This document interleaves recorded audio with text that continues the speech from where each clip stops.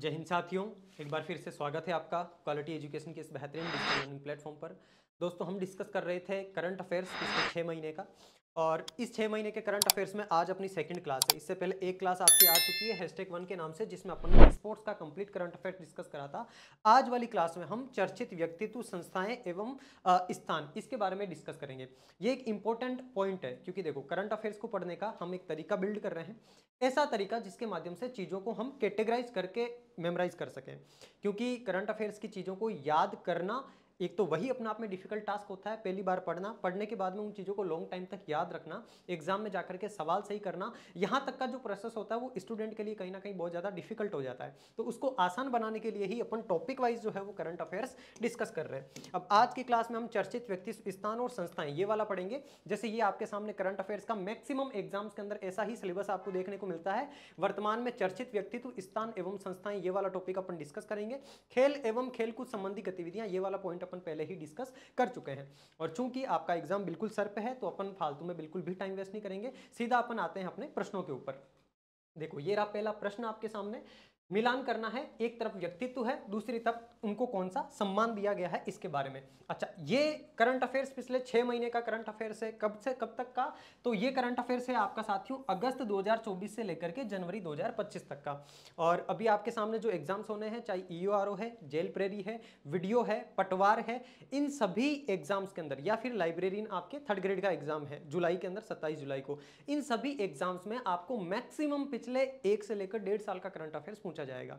तो ईओआरओ के लिए भी ये क्लास बहुत इंपॉर्टेंट है, क्योंकि पिछले 6 महीने का क्रीम जो कंटेंट है आपको इसमें मिल रहा है। अब कुछ साथी इस बात को लेकर के परेशान हो रहे होंगे कि सर फरवरी का करंट अफेयर्स भी इन्वॉल्व कर लेते हैं। तो फरवरी का मैंने इसमें इन्वॉल्व नहीं करा है। फरवरी के करंट अफेयर्स की 2 क्लासेस अलग से सेपरेट आएगी, 50-50 या 100-100 सवालों की। उन क्लासेस के अंदर एक क्लास में अपन राजस्थान का पूरा करंट अफेयर्स फरवरी महीने का देखेंगे, दूसरी क्लास में नेशनल और इंटरनेशनल का पूरा करंट अफेयर्स एक साथ देखेंगे। तो वो दोनों क्लासेस भी बहुत जल्दी आपको इसी यूट्यूब चैनल पर मिलने वाली है। तो चैनल को आप लोग सब्सक्राइब करके रख लेना, ताकि सारे के सारे इंपॉर्टेंट नोटिफिकेशंस आपको टाइम पर मिल जाए और आपकी कोई भी चीज मिस ना हो। अब आ जाओ, ये पहला सवाल आपके सामने। देखो, पहला ऑप्शन है आपके सामने एस जयशंकर। एस जयशंकर जी को कौन सा पुरस्कार मिला है? तो एस जयशंकर भारत के विदेश मंत्री है वर्तमान में। इनको साथियों श्री चंद्रशेखरेंद्र सरस्वती पुरस्कार से सम्मानित किया गया है। दूसरा नाम है किरण मजमूदार शो। किरण मजमूदार शो जी को जमशेदजी टाटा पुरस्कार से सम्मानित किया गया है। और आपकी जो जसलीन कौर है, इनको टर्नर पुरस्कार मिला है। और जो केटलिन सेंड्रा नील है, ये भारतीय मूल की अमेरिकी नागरिक है, मात्र 19 साल की टीनेजर अवस्था के अंदर है। इनको मिस इंडिया यूएस पुरस्कार से सम्मानित किया गया है। तो अब आपको क्या करना है? आपस में मिलान करना है। मिलान करोगे 1 को 4 और 4 को 1 से मिलान करना है। तो 1 में 4 और 4 में 1 किस में दिख रहा है? इसमें दिख रहा है। ऑप्शन नंबर बी जो है अपना राइट आंसर हो जाएगा। ये सारी की सारी चीजें आपको याद रखना है। एस जयशंकर जी कौन है? भारत के वर्तमान में विदेश मंत्री है। इनको मिला है श्री चंद्रशेखरेंद्र सरस्वती पुरस्कार। किरण मजमूदार शो जी को जमशेदजी टाटा पुरस्कार से सम्मानित किया है। जसलीन कौर को टर्नर पुरस्कार मिला है। और केटलिन सेंड्रा नील ने मिस इंडिया यूएस 2024 वाला पुरस्कार जीता है। नेक्स्ट क्वेश्चन, 29वां संयुक्त राष्ट्र जलवायु परिवर्तन सम्मेलन COP29, जो कि कब हुआ है? 11 से 24 नवंबर 2024 को। इसकी अध्यक्षता निम्नलिखित में से किस देश ने करी है? यानी कि ये सीधा सीधा आपसे पूछना चाह रहा है कि COP29 जो हुआ है हाल ही में, इसकी अध्यक्षता कौन से राष्ट्र के द्वारा की गई है? COP क्या होता है? सबसे पहले तो ये समझो, कॉन्फ्रेंस ऑफ पार्टीज। आपके एक साथियों संस्था होती है UNFCCC, इसको बोलते हैं United nation framework convention on climate change. यानी कि क्लाइमेट चेंज के ऊपर काम करने वाली एक संस्था है यूनाइटेड नेशन की। इस संस्था के द्वारा कॉन्फ्रेंस ऑफ पार्टीज का आयोजन किया जाता है हर साल। हर साल अलग अलग देशों के अंदर किया जाता है, जिसमें से इस बार COP29 का आयोजन कब हुआ है? तो ये COP29 का आयोजन 2024 के अंदर हुआ था। और वो भी कब हुआ था? 2024 में नवंबर महीने में हुआ था। अगर आपसे मंथ पूछ ले, डेट तो नहीं पूछेगा, लेकिन मंथ पूछा जा सकता है कि COP29 का आयोजन कब हुआ? तो नवंबर 2024 में हुआ।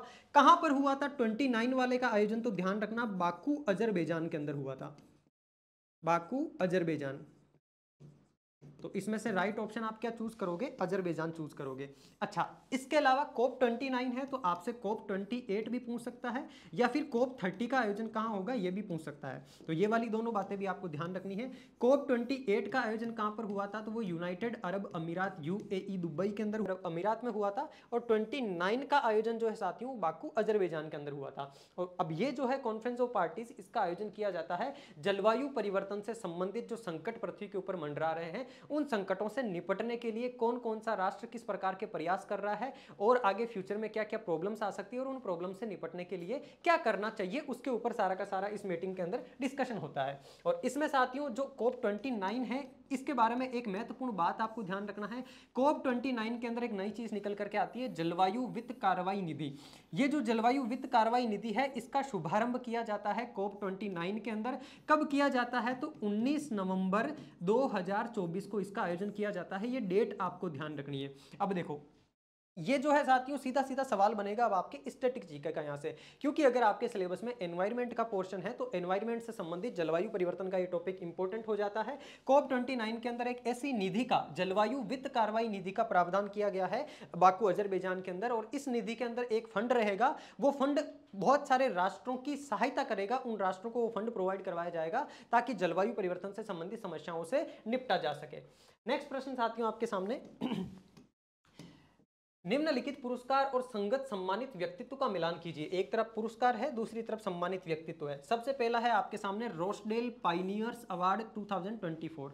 ये जो रोसडेल पाइनियर्स अवार्ड है साथियों, ये पुरस्कार है आपका कोऑपरेटिव से संबंधित। किससे संबंधित है? सहकारिता से संबंधित ये पुरस्कार है। और ये किसको दिया गया है? तो ये दिया गया है आपके डॉक्टर उदय शंकर अवस्थी। अच्छा, ये डॉक्टर उदय शंकर अवस्थी कौन है? तो ध्यान रखना, भारत के अंदर एक संस्था है साथियों जिसका नाम है इफ्को, IFFCO। इफ्को का मतलब क्या होता है? Indian farmer fertiliser cooperative. क्या है? इंडियन फार्मर फर्टिलाइजर कोऑपरेटिव है। इस इफ्को के MD है, यानी कि मैनेजमेंट डायरेक्टर है कौन? आपके डॉक्टर उदय शंकर अवस्थी, जिनको पुरस्कार कौन सा मिला है? रोसडेल पाइनियर्स अवार्ड। अच्छा, डॉक्टर उदय शंकर अवस्थी पहले व्यक्ति है क्या ऐसे जिनको ये पुरस्कार मिला है? तो ध्यान रखना, दूसरे भारतीय हैं डॉक्टर उदय शंकर अवस्थी जिनको रोसडेल पाइनियर्स अवार्ड से सम्मानित किया गया है। अच्छा, इनसे पहले किसको मिल चुका है ये पुरस्कार? तो ये भी बात आप ध्यान रख सकते हो। इनसे पहले ये पुरस्कार सबसे पहले मिला था साथियों वर्गीज कुरियन को, जिनको कि श्वेत क्रांति का जनक कहा जाता है। वर्गीज कुरियन भारतीय है ये भी, जिनको श्वेत क्रांति का जनक कहा जाता है। इन वर्गीज कुरियन को इससे पहले रोसडेल पाइनियर्स अवार्ड मिल चुका है। अभी दूसरा पुरस्कार मिला है 2024 के अंदर डॉक्टर उदय शंकर अवस्थी को, जो कि आपके इफ्को के MD है। अच्छा, नेक्स्ट दूसरा award honorary officer of the order of Fiji. इसका मतलब फिजी का जो सर्वोच्च नागरिक सम्मान है साथियों, जिसका नाम है honorary officer of the order of Fiji. इससे किसको सम्मानित किया गया है? तो इस पुरस्कार से सम्मानित किया गया है श्री श्री रविशंकर जी को। ये कौन है श्री श्री रविशंकर जी? आपने साथियों एक संस्था का नाम सुना होगा, द आर्ट ऑफ लिविंग। एक संस्था है जिसका नाम क्या है? द आर्ट ऑफ लिविंग, यानी कि जीने की कला। द आर्ट ऑफ लिविंग जो फाउंडेशन है, उस लिविंग फाउंडेशन के CEO है। उस लिविंग फाउंडेशन का मतलब एक तरीके से उत्पत्ति करने वाले कौन है? आपके श्री श्री रविशंकर जी। और ये किसके लिए काम करते हैं? ये मानवीय सद्भावना के लिए काम करते हैं, लोगों के अंदर मानवीयता को जीवंत रखने के लिए काम करते हैं आपके श्री श्री रविशंकर जी। और इनको फिजी के सर्वोच्च नागरिक सम्मान honorary officer of the order of Fiji से सम्मानित किया गया है। नेक्स्ट आपके सामने पुरस्कार है ग्लोबल फाइनेंस द्वारा शीर्ष केंद्रीय बैंकर। अच्छा, ये ग्लोबल फाइनेंस क्या है? तो ग्लोबल फाइनेंस एक पत्रिका है साथियों, इसके द्वारा शीर्ष केंद्रीय बैंकर का जो पुरस्कार ये किसको मिला है? तो आपको पता है शक्तिकांत दास, जो कि आपके किसके, ये RBI के पूर्व गवर्नर थे साथियों, शक्तिकांत दास। और ये जो शक्तिकांत दास जी है, इनको दूसरी बार, लगातार दूसरी बार शीर्ष केंद्रीय बैंकर का पुरस्कार मिला है। तो शक्तिकांत दास का नाम आपको ध्यान रखना है। शक्तिकांत दास पहले आपके RBI के गवर्नर हुआ करते थे। अच्छा, वर्तमान में RBI के गवर्नर कौन है? ये बात आप मुझे कमेंट बॉक्स में कमेंट करके बता दो फटाफट। शक्तिकांत दास पूर्व RBI के गवर्नर थे। इनको केंद्रीय शीर्ष बैंकर का पुरस्कार दिया गया है, किसके द्वारा? ग्लोबल फाइनेंस के द्वारा। इसके साथ ही अगर आपसे ये पूछ ले कि भारत के कौन से बैंक को शीर्ष बैंक का दर्जा प्रदान किया गया है ग्लोबल फाइनेंस के द्वारा, तो भी ध्यान रखना जो आपकी स्टेट बैंक ऑफ इंडिया है SBI, जिसका स्टाफ बहुत ही ज्यादा क्रूशियल होता है, उस SBI बैंक को साथियों ग्लोबल फाइनेंस के द्वारा केंद्रीय शीर्ष बैंक का भी दर्जा प्रदान किया गया है। अगला आपके सामने है 5वें नंबर का कुलदीप नैयर स्मृति पत्रकारिता अवार्ड। यह पत्रकारिता से संबंधित है, कुलदीप नैयर स्मृति पुरस्कार, और यह मिला है आपके उर्मिलेश जी को। उर्मिलेश जी कौन है? ये एक पत्रकार और यूट्यूबर है साथियों, इनको दिया गया है कुलदीप नैयर स्मृति पत्रकारिता अवार्ड। अब आपको मिलान करना है, तो 1 में 2 है, 2 में 4 है। 2 4 किस में दिखाई दे रहा, इसमें ही दिखाई दे रहा, तो ऑप्शन नंबर डी आप चूज कर लोगे। अब ये जो चीजें है ना साथियों, ये इंपॉर्टेंट क्रीम मटेरियल है जहां से आपके एग्जाम में सवाल बनने की प्रबल संभावना है। और देखो, जब एग्जामिनर को सवाल थोड़ा सा टफ बनाना होगा तो वो इसी प्रकार से बनाएगा, जिसमें वो 3 4 पुरस्कार अलग अलग देकर के उनके सामने उन व्यक्तित्व को दे देगा जो कि आपको कंफ्यूज कर सकते हैं। तो यहां पर आपको कंफ्यूज नहीं होना, बाकायदा सारी की सारी चीजें माइंड में सेट करते हुए चलना। रोसडेल पायनियर्स ऑब्वियस ही बात है सहकारिता से संबंधित है, तो सहकारिता से संबंधित आपके डॉक्टर उदय शंकर अवस्थी जी है। एक दो बार जब इन चीजों को आप पढ़ोगे आपको ध्यान चल जाएगा। इफको के एमडी है उदय शंकर अवस्थी जी, जिनको रोसडेल पायनियर्स अवार्ड दिया गया। Honorary officer of the Fiji, आप सोचो किसी भी देश का सर्वोच्च नागरिक सम्मान किसको दिया जा सकता है? कोई भी देश जो है साथियों, ये फिजी देश है, इसने एक ऐसे भारतीय रविशंकर जी जो कि मानवीय सद्भावना के ऊपर काम करते हैं, आर्ट ऑफ लिविंग फाउंडेशन के साथियों डायरेक्टर सीईओ है रविशंकर जी, इनको ये पुरस्कार मिला है। उर्मिलेश जी ये पत्रकार है और यूट्यूबर है, तो इनको कुलदीप नैयर पुरस्कार मिला है, वो भी कौन से नंबर का? 5वें नंबर का। और ग्लोबल फाइनेंस के द्वारा शीर्ष केंद्रीय बैंकर का पुरस्कार। और बैंकर का पुरस्कार यानी कि बैंकिंग सेक्टर के अंदर सबसे अच्छा काम करने वाले, तो आपकी RBI reserve bank of India, इसके साथियों जो गवर्नर रह चुके हैं शक्तिकांत दास जी, इनसे अच्छा काम तो कौन सा ही बैंकर करेगा? तो शीर्ष केंद्रीय बैंकर का पुरस्कार शक्तिकांत दास जी को दिया गया है। नेक्स्ट प्रश्न, भारतीय सेना की दक्षिण पश्चिमी कमान ने कहां पर रणनीतिक थिंक टैंक जिसका नाम क्या है? ज्ञान शक्ति, इसको स्थापित किया है? मोस्ट इंपोर्टेंट सवाल है साथियों, ये भारतीय सेना से संबंधित है, इसको स्टार लगा के रख लो। दक्षिण पश्चिमी कमान, आपको पता है भारत के अंदर टोटल 7 कमान है, उन 7 कमान में से एक कमान आपकी कहां पर है? राजस्थान के अंदर है। और राजस्थान में भी कहां पर है? जयपुर के अंदर है। और राजस्थान में जो भारतीय सेना की कमान है साथियों, उसका नाम क्या है? इसका नाम है दक्षिण पश्चिमी कमान। दक्षिण पश्चिमी क्यों बोला जाता है? अगर आपका ये भारत है तो इसके अंदर दक्षिण और पश्चिम के अंदर, यहां पर राजस्थान के अंदर ये है, इसीलिए जयपुर के अंदर ये साथियों कमान है जिसके अंदर रणनीतिक थिंक टैंक की स्थापना की गई है, जिसका नाम रखा गया है ज्ञान शक्ति। अब एग्जामिनर यहां पर आपसे यह भी सवाल पूछ सकता है कि रणनीतिक थिंक टैंक की जो स्थापना की गई है, उस रणनीतिक थिंक टैंक का नाम क्या है? तो नाम भी स्पेशली आपको ध्यान रखना है, इसका नाम है ज्ञान शक्ति। इस ज्ञान शक्ति को भी आप हाईलाइट कर लो। ज्ञान शक्ति क्या है? एक रणनीतिक थिंक टैंक है। अब यहां पर होगा क्या? तो बेसिकली जितने भी युद्ध होते हैं, उन युद्ध की स्ट्रेटजीज बनाने के लिए, युद्ध की रणनीति बनाने के लिए एक तरीके से यहां पर एक कमांड बिठाई जाएगी साथियों, है ना, जिसके ऊपर काम किया जाएगा भारतीय सेना के द्वारा। तो ये जयपुर के अंदर स्थापित की गई है, क्योंकि राजस्थान में एक ही जगह पर, तो जयपुर के अंदर ही तो भारतीय सेना की दक्षिण पश्चिमी कमान है। नेक्स्ट प्रश्न आपके सामने कि नवंबर 2024 में एक तरफ पद और उस पद पर नियुक्तियों का मिलान करते हुए सही विकल्प का आपको चयन करना है। एक तरफ तो दिया हुआ है आपको व्यक्तित्व का नाम, दूसरी तरफ दिया हुआ है कि वो कौन से पद के ऊपर नियुक्त हुए हैं। और इस सवाल को स्टार लगा लेना, इस सवाल को बिल्कुल स्टार लगा के रख लेना। सबसे पहले आपके सामने है के संजय मूर्ति। अब के संजय मूर्ति को हाल ही में किसके लिए नियुक्त किया गया है? 4 ऑप्शन है आपके सामने। अध्यक्ष बनाया गया है भारतीय वाणिज्यिक और उद्योग महासंघ, जिसको आप किसके नाम से जानते हो? फिक्की के नाम से जानते हो, FICCI। ठीक है, ये क्या है? ये फिक्की है, federation of Indian chambers of commerce and industry, यानी कि वाणिज्य और उद्योग के लिए एक इंडियन महासंघ है, फेडरेशन ऑफ इंडियन चेंबर्स है, जिसका अध्यक्ष बनाया गया। क्या ये बात सही है? तो ये तो बात सही नहीं है साहब, के संजय मूर्ति को। दूसरा है कार्यकारी अध्यक्ष राष्ट्रीय कानूनी सेवा प्राधिकरण। ये कानूनी सेवा प्राधिकरण क्या है? तो ये आपको पता होगा, जिसको आप नालसा के नाम से जानते हो। इसके नाम से, नालसा के नाम से, national legal service authority. National legal service authority जो नालसा है, उस नालसा का कार्यकारी अध्यक्ष किसको बनाया गया है? वो संजय मूर्ति को बनाया गया है क्या? तो बिल्कुल नहीं। नेक्स्ट आपके सामने है नियंत्रक एवं महालेखा परीक्षक, जिसको आप CAG के नाम से जानते हो। जिसको आप किसके नाम से जानते हो? CAG, या फिर शॉर्ट में इसको आप केग भी बोलते हो, है ना, केग भी बोलते हो। अच्छा, इस केग का उल्लेख कहां पर है? भारतीय संविधान के आर्टिकल 148 अनुच्छेद 148 के अंदर इसका उल्लेख है। नियंत्रक एवं महालेखा परीक्षक बनाया गया है या फिर रक्षा सचिव बनाया गया है भारत सरकार के द्वारा। तो ध्यान रखना साथियों, के संजय मूर्ति में आगे क्या आ रहा है? के, और इसी को आप के से रिलेट कर लो, केग। तो केग का जो है साथियों, केग इनको नियुक्त किया गया है नियंत्रक एवं महालेखा परीक्षक भारत सरकार के द्वारा। किसको? के संजय मूर्ति को। नेक्स्ट आपके सामने है हर्षवर्धन अग्रवाल। हर्षवर्धन अग्रवाल जी को जो है साथियों अध्यक्ष बनाया गया किसका? फिक्की का। फिक्की को हिंदी में बोलते हैं भारतीय वाणिज्य और उद्योग महासंघ, federation of Indian chambers of commerce and industry. ठीक है, नेक्स्ट आपके सामने है राजेश कुमार। राजेश कुमार जी को साथियों क्या किया गया है, राजेश कुमार जी को रक्षा सचिव बनाया गया है। नेक्स्ट है न्यायमूर्ति बी आर गवाई। इन बी आर गवाई जी को कार्यकारी अध्यक्ष बनाया गया किसका, नालसा का, जिसको आप बोलते हो राष्ट्रीय कानूनी सेवा प्राधिकरण। तो अब आपको मिलान कर देना है, 1 में 3 और 2 में 1। किसमें दिख रहा है, 3 और 1 एक ही ऑप्शन में दिख रहा है, ऑप्शन नंबर ए चूज कर लो। फिर इसमें क्या आ जाएगा 4 और 4 में गे में आ जाएगा 2, तो ऑप्शन नंबर ए आपका इसका राइट आंसर हो जाएगा। नेक्स्ट प्रश्न, 18 से 19 नवंबर 2024 को G20 शिखर सम्मेलन का कौन सा संस्करण रियो डी जेनेरियो ब्राजील में हुआ था। G20 शिखर सम्मेलन का कौन सा संस्करण आयोजित हुआ है, तो ध्यान रखना है आपको 19वां संस्करण जो है इसका आयोजन किया गया हाल ही में। G20 क्या है, ग्रुप ऑफ 20 साथियों, 20 देशों का एक ग्रुप है जिसके अंदर आपका इंडिया भी एक मेंबर है। कौन है, इंडिया भी एक मेंबर है। हाल ही में इसके 19वें संस्करण का आयोजन, G20 के 19th एडिशन का आयोजन कहां पर किया गया है, रियो डी जेनेरियो ब्राजील के अंदर। रियो डी जेनेरियो ब्राजील, ये दोनों ही बातें आपको ध्यान रखनी है इस सवाल के माध्यम से। रियो डी जेनेरियो कहां पर है, ब्राजील के अंदर है। और ब्राजील में G20 के 19वीं जो साथियों बैठक है उसका आयोजन किया गया। अच्छा, G20 की 18वीं बैठक के बारे में अगर आपसे पूछे, इससे पहले 18वीं बैठक भारत के अंदर आयोजित हुई थी साथियों। भारत में कहां पर, भारत मंडपम।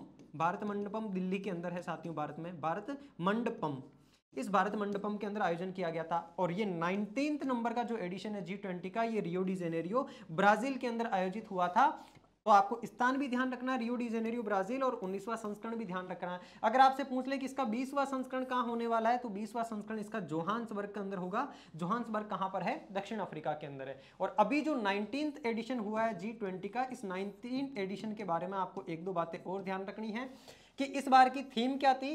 थीम थी न्यायपूर्ण विश्व और एक टिकाऊ ग्रह का निर्माण, यानी कि एक न्यायपूर्ण विश्व का निर्माण करना है और उस विश्व के अंदर एक टिकाऊ ग्रह, यानी कि पृथ्वी को एक टिकाऊ ग्रह यानी कि लंबे टाइम तक चलने वाला ग्रह बनाना है। यह उद्देश्य था, G20 की बैठक का थीम थी। और मुख्य पहल क्या की गई, ये जो बैठक हुई, इस बैठक के अंदर एक पहल की गई कि भूख और गरीबी के खिलाफ वैश्विक गठबंधन, यानी कि एक ग्लोबल साथियों गठबंधन किया गया है भूख गरीबी के खिलाफ। यानी कि जो लोग भूख से जूझ रहे हैं, जो लोग गरीबी से पीड़ित है, उनको वहां से बाहर निकालने के लिए ये देश आपस में मिलकर, ये 20 के 20 देश आपस में मिलकर के प्रयास करेंगे। इसके लिए एक वैश्विक गठबंधन किया गया है। कौन से संस्करण में, G20 के 19वें संस्करण में, जिसका आयोजन कहां होता है, आपके रियो डी जेनेरियो ब्राजील के अंदर आयोजन होता है। नेक्स्ट प्रश्न, किस यूरोपीय राष्ट्र ने 6 नवंबर 2024 को 1 जनवरी 2025 में बुर्का प्रतिबंध लागू करने की घोषणा करी है। यानी कि कौन सा ऐसा राष्ट्र है जिसने ये घोषणा कर दी है कि साहब 1 जनवरी 2025 से बुर्के के ऊपर प्रतिबंध हो जाएगा। 4 कंट्रीज के नाम आपके सामने हैं, डेनमार्क, इंग्लैंड, नॉर्वे या फिर स्विट्जरलैंड। तो इसका राइट आंसर होगा आपके स्विट्जरलैंड। स्विट्जरलैंड के अंदर साथियों बुर्का के ऊपर पूरी तरह से प्रतिबंध लगाया जा चुका है।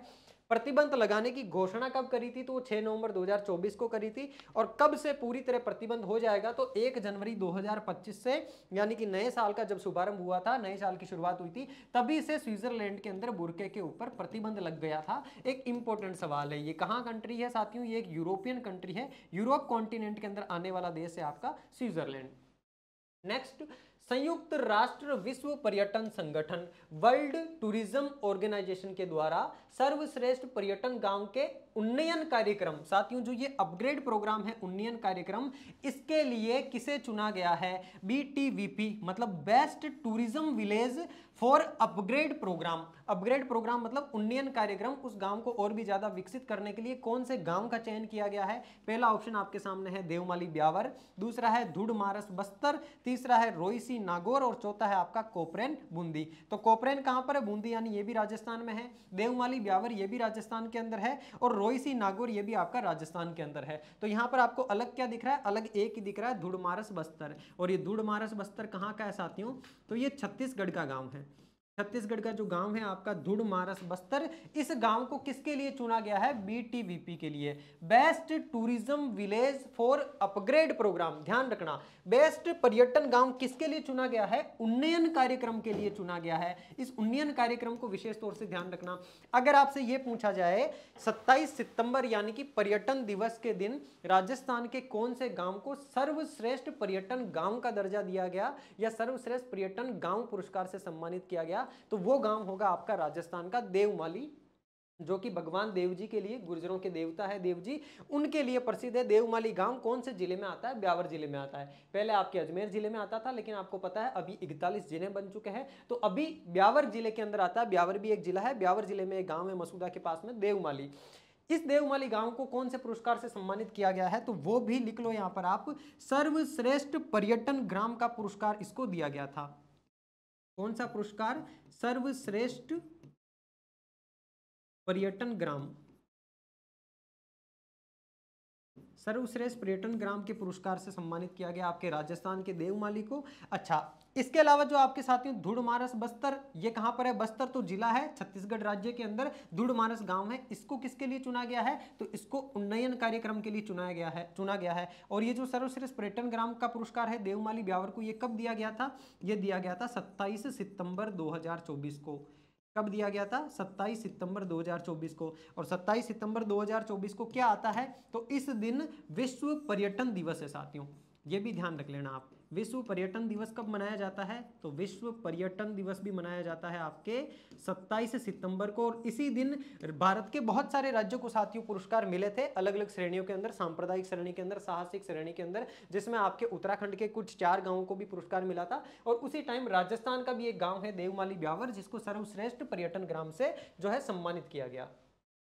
ये आपके सामने है, 27 सितंबर को विश्व पर्यटन दिवस होता है। देवमाली गांव ब्यावर को सर्वश्रेष्ठ पर्यटन ग्राम पुरस्कार मिला था और धुड़मारस छत्तीसगढ़ के अंदर है। नेक्स्ट प्रश्न आपके सामने दोस्तों, 18 दिसंबर 2024 को घोषित हुए साहित्य अकादमी पुरस्कार 2024 के संबंध में असत्य कथन का आपको चयन करना है।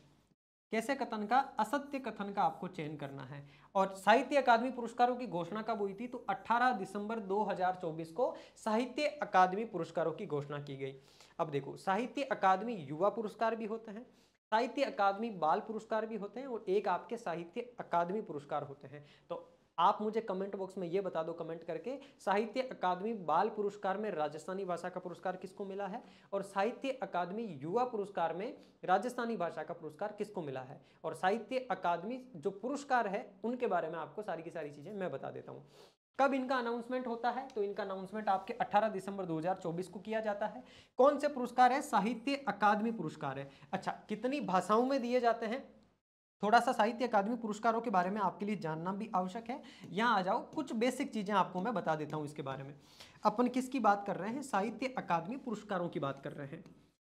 अब आप चाहे साहित्य अकादमी पुरस्कार की बात करोगे, साहित्य अकादमी युवा पुरस्कार की बात करोगे, या साहित्य अकादमी बाल पुरस्कार की बात करोगे, ये सभी के सभी पुरस्कार कितनी भाषाओं में दिए जाते हैं? तो ये पुरस्कार दिए जाते हैं दोस्तों कुल 24 भाषाओं में। कितनी भाषाओं में दिए जाते हैं? 24 भाषाओं में दिए जाते हैं। तो ये एक आपको लिखना है। अच्छा, ये 24 भाषाएं कौन कौन सी है?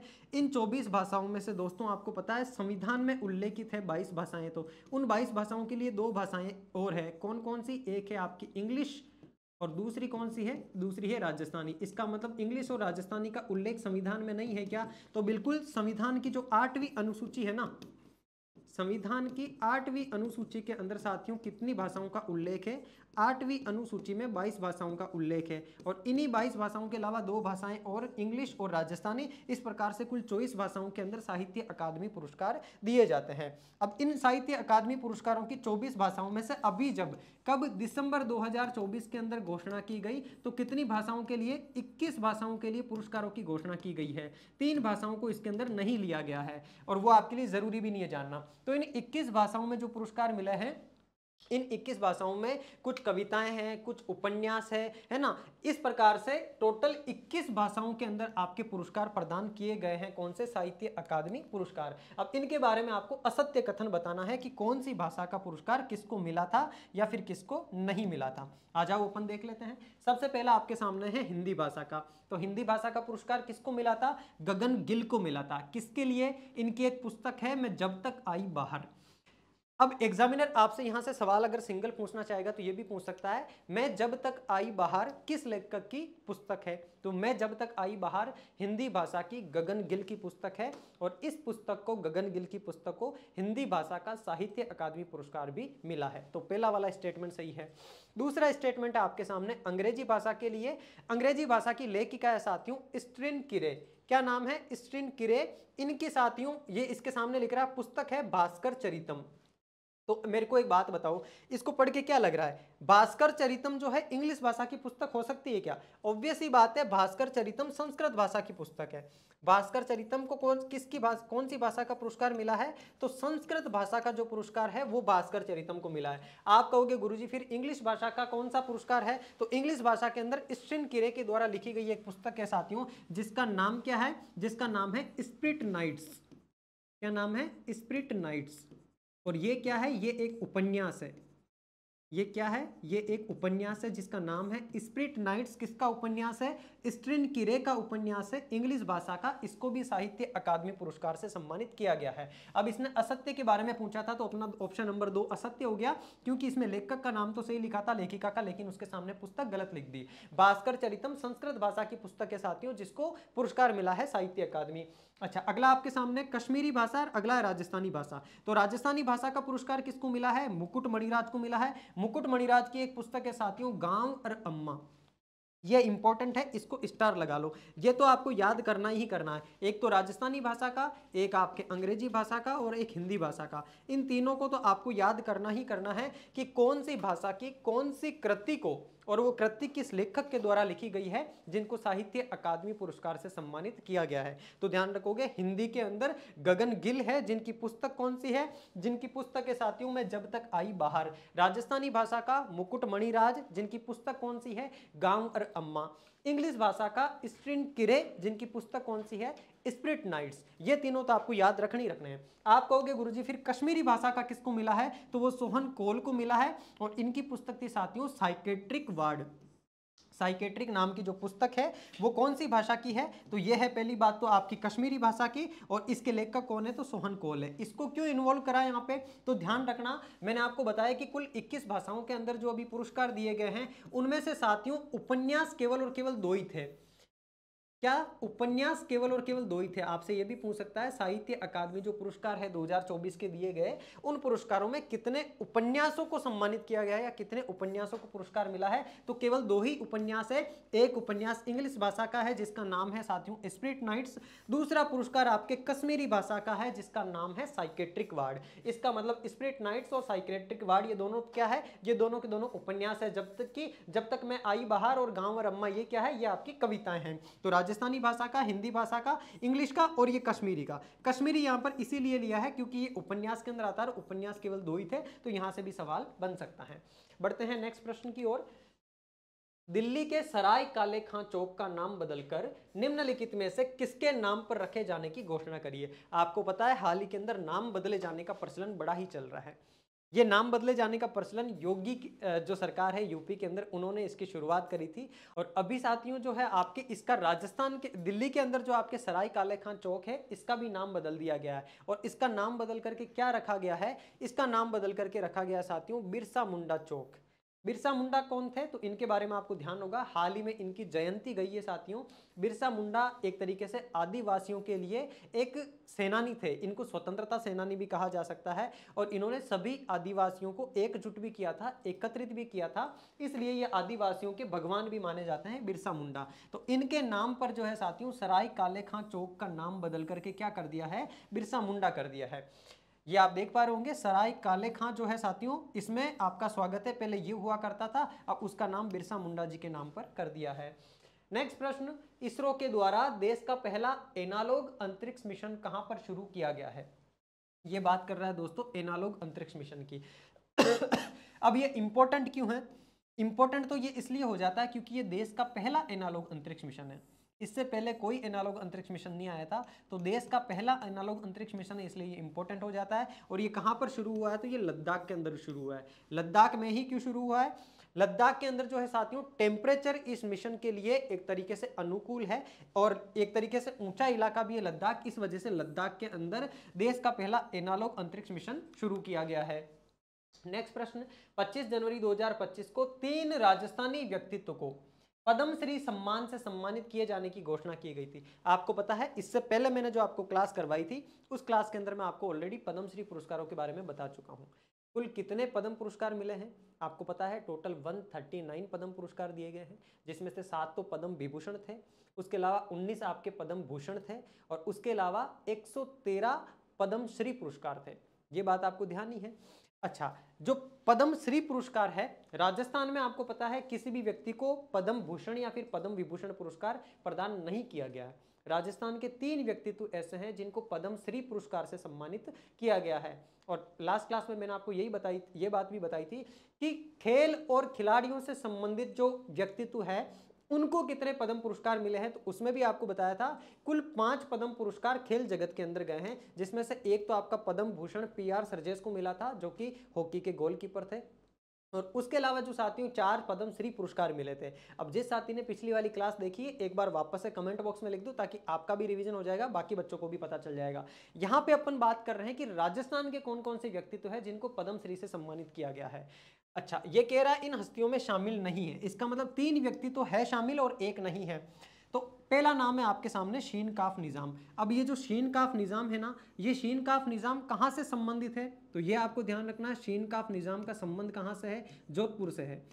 अब देखो मेरे प्यारे दोस्तों, ये अपनी क्लास व्यक्तित्व से संबंधित है, तो राजस्थान के जितने भी व्यक्तित्व आपके चर्चा के अंदर रहे हैं वो सारे के सारे आपके लिए इंपॉर्टेंट है ना। चाहे आप MM श्रीवास्तव की बात करें जो कि राजस्थान हाई कोर्ट के अध्यक्ष नियुक्त किए गए हैं, चाहे आप मधुकर गुप्ता की बात करें जो कि निर्वाचन आयोग के अध्यक्ष है, चाहे आप प्रद्युमन सिंह की बात करें जो कि किसके अध्यक्ष है, वित्त आयोग के अध्यक्ष है, फाइनेंस कमीशन के अध्यक्ष है। अच्छा, अब यहां पर ये जो व्यक्तित्व है, इन व्यक्तित्व का जिनको पद्मश्री पुरस्कार दिया गया है, एक तो इनका जिला कहां कौन सा है क्योंकि ये राजस्थान से संबंधित है, और आपके EORO के अंदर राजस्थान के करंट अफेयर से ज्यादा सवाल पूछे जाने की संभावना है, पटवार के एग्जाम में भी, क्योंकि ये सारे एग्जाम आपके राजस्थान में हो रहे हैं, तो राजस्थान के करंट अफेयर्स के सवाल ज्यादा आने की संभावना है। तो कहां से है, शीन काफ निजाम जोधपुर से है। अच्छा, इनको पद्मश्री पुरस्कार क्यों मिला है, तो ये भी आपको ध्यान रखना है। ये साथियों शिक्षा वे साहित्य से संबंधित है, शिक्षा और साहित्य के क्षेत्र के अंदर साथियों उत्कृष्ट कार्य करने के लिए जो आपके शीन काफ निजाम है, इनको कौन सा पद्मश्री पुरस्कार मिला है। अगला नाम है आपके सामने बतूल बेगम। बतूल बेगम कहाँ की है, तो ये बतूल बेगम आपकी जयपुर की रहने वाली है, और इनको साथियों कौन से क्षेत्र में, कला के क्षेत्र में पद्मश्री पुरस्कार मिला है। आपको ये तो पता है ना कि पद्म पुरस्कार जो है कौन से क्षेत्रों के अंदर दिए जाते हैं, चाहे आपके कला का क्षेत्र हो, खेल का क्षेत्र हो, शिक्षा साहित्य का क्षेत्र हो, विज्ञान का क्षेत्र हो, ऐसे क्षेत्रों के अंदर साथियों उत्कृष्ट प्रदर्शन करने वाले लोगों को जो है ऐसी हस्तियों को दिया जाता है आपके पद्म पुरस्कार। तो कला के क्षेत्र में इनको दिया गया, कौन सी कला है इनके पास, तो ये मांड गायकी से संबंधित है। किससे संबंधित है, आपकी बतूल बेगम मांड गायकी से संबंधित है, जयपुर घराने की, और जयपुर से बिलोंग करती है आपकी बतूल बेगम जी, जिनको कला के क्षेत्र में पद्मश्री पुरस्कार दिया गया। अगला आपके सामने बैजनाथ जी महाराज है। बैजनाथ जी महाराज कहाँ से है, तो ये इनका भी निवास स्थान आप ध्यान रखना लक्ष्मणगढ़। लक्ष्मणगढ़ कहाँ पर है, ये सीकर के अंदर है। लक्ष्मणगढ़ सीकर से संबंधित आपके बैजनाथ जी महाराज, और बैजनाथ जी महाराज को ये पुरस्कार क्यों मिला है, इनको साथियों अध्यात्म के क्षेत्र में ये पुरस्कार मिला है।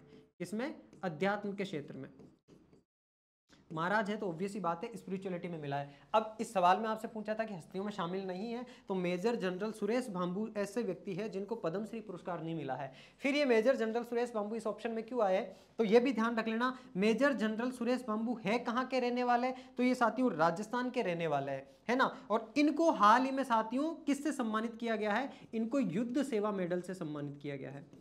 कौन से मेडल से, 26 जनवरी के अवसर पर युद्ध सेवा मेडल से सम्मानित किया गया है किसको, मेजर जनरल सुरेश भांबू को, और ये राजस्थान से संबंधित व्यक्ति है। और सबसे बड़ी बात, ये असम राइफल्स के महानिदेशक के साथियों, किसके, असम राइफल्स के महानिदेशक। तो ये भी आपको ध्यान रखना है, असम राइफल्स से संबंधित है मेजर जनरल सुरेश भांबू, जिनको हाल ही में युद्ध सेवा मेडल से सम्मानित किया गया है, और ये राजस्थान से संबंधित है। और बाकी ये तीनों हस्तियां भी राजस्थान से संबंधित है जिनको पद्म पुरस्कार मिला है, कौन कौन से जिले से संबंधित है और किस किस क्षेत्र में मिला है, ये बात आप आई होप आपकी क्लियर हो गई होगी। देखते हैं अगला प्रश्न। जगपुरा भूकिया कांकरिया गारा क्षेत्र वे डुगोचा सलूम्बर किस खनिज भंडार के कारण चर्चा में रहे। आपको पता है हाल ही में साथियों राजस्थान का जो दक्षिणी इलाका है, उदयपुर सलूम्बर के आसपास का इलाका, जगपुरा भूकिया, ये जो क्षेत्र है यहाँ पर साथियों सोने की खदान मिली है, और ये खदान मिलते ही राजस्थान भारत का चौथा राज्य बन गया है जहां पर सोने के लिए खनन होगा। अच्छा, फिर भारत के अंदर और कौन कौन से 3 राज्य हैं, तो वो भी ध्यान रख लेना, कर्नाटक, उड़ीसा और छत्तीसगढ़। ये 3 राज्य ऑलरेडी ऐसे हैं जहां पर खनन हो रहा है स्वर्ण के लिए, यानी कि जहां पर सोने की खदानें हैं। उनके बाद में चौथा राज्य आपका राजस्थान बन गया है जहां पर सोने के लिए अब खनन होगा। और ये पूछ रहा है कि किस कारण चर्चा में रहे, तो ये स्वर्ण भंडार की वजह से चर्चा में रहे। जिस प्रकार से आपने एक नाम सुना होगा KGF का, उसी प्रकार से यहाँ पर नाम है आपके SGF, इसको बोला जाता है सलूम्बर घाटोल फील्ड। क्या बोला जाता है इसको? सलूम्बर घाटोल फील्ड। यहाँ पर लिख भी देता हूँ आपके सामने, सलूम्बर घाटोल फील्ड है SGF। इस सलूम्बर घाटोल फील्ड के अंदर साथियों स्वर्ण का खनन किया जाएगा। और ये जो क्षेत्र लिखे मैंने आपके सामने, जगपुरा, भूकिया, कांकरिया, गारा क्षेत्र और डुगोचा। डुगोचा कहाँ पर है? सलूम्बर के अंदर है। तो ये जो राजस्थान का दक्षिणी इलाका है, इस राजस्थान के दक्षिणी इलाके के अंदर यहाँ पर साथियों स्वर्ण के भंडार मिले हैं और यहाँ पर अब सोने का खनन शुरू होने जा रहा है। तो स्वर्ण से संबंधित है आपकी ये वाली चीजें। एक तरीके से ज्योग्राफी के अंदर आपके ये स्टैटिक जीके का पोर्शन भी बन जाएगा आने वाले टाइम के अंदर। तो ये आपको ध्यान रखना है। और चौथा राज्य बन गया है राजस्थान, जहां पर स्वर्ण का खनन किया जाएगा। नेक्स्ट आपके सामने है डॉक्टर कोमल कोठारी स्मृति लाइफ टाइम अचीवमेंट लोक कला पुरस्कार से निम्नलिखित में से किस या किन हस्तियों को सम्मानित किया गया है? आपके सामने 3 नाम हैं। इन तीनों नामों में से आपको चूज करना है कि कौन कौन से व्यक्तित्व को डॉक्टर कोमल कोठारी पुरस्कार, कोमल कोठारी के अंदर भी साथियों कोमल कोठारी स्मृति लाइफ टाइम अचीवमेंट लोक कला पुरस्कार से सम्मानित किया गया है। पहला नाम है आपके सामने डॉक्टर SL हर्ष, दूसरा है गणपत सखाराम मसगे और तीसरा है डॉक्टर स्वरूप सिंह शेखावत। तो डॉक्टर स्वरूप सिंह शेखावत को तो आप सभी जानते हो, ये राजस्थान से संबंधित है। डॉक्टर स्वरूप सिंह शेखावत किससे संबंधित है? ये भवई नृत्य से संबंधित है। डॉक्टर स्वरूप सिंह शेखावत किससे संबंधित है? रूप सिंह शेखावत। तो ये रूप सिंह शेखावत आपके भवन नृत्य से संबंधित है और राजस्थान के रहने वाले हैं। कहाँ के रहने वाले हैं? राजस्थान के रहने वाले हैं। और एक जो नाम है आपके सामने गणपत सखाराम मसगे, ये गणपत सखाराम मसगे साथियों आपके कठपुतली से संबंधित है। किससे संबंधित है? कठपुतली से। और कहाँ के रहने वाले हैं? तो ये महाराष्ट्र के रहने वाले हैं। और इन दोनों ही व्यक्तित्व को साथियों कि कौन सा पुरस्कार मिला है? इनको डॉक्टर कोमल कोठारी स्मृति लाइफ टाइम अचीवमेंट पुरस्कार से सम्मानित किया गया है। तो आप क्या चूज करोगे? ऑप्शन नंबर 2 और 3। तो केवल 2 और 3, ऑप्शन नंबर बी। अच्छा, एक नाम और आया यहाँ पे, डॉक्टर हर्ष, डॉक्टर HL हर्ष, SL हर्ष, SL जो हर्ष है, इनको साथियों यहाँ पर क्यों इन्वॉल्व करा है? तो जो डॉक्टर SL हर्ष है, इनको साथियों Baba Ramdev life time achievement पुरस्कार से सम्मानित किया गया है। इसलिए ये नाम भी आपके लिए इंपॉर्टेंट है, इसको भी आप छाप के रख लेना।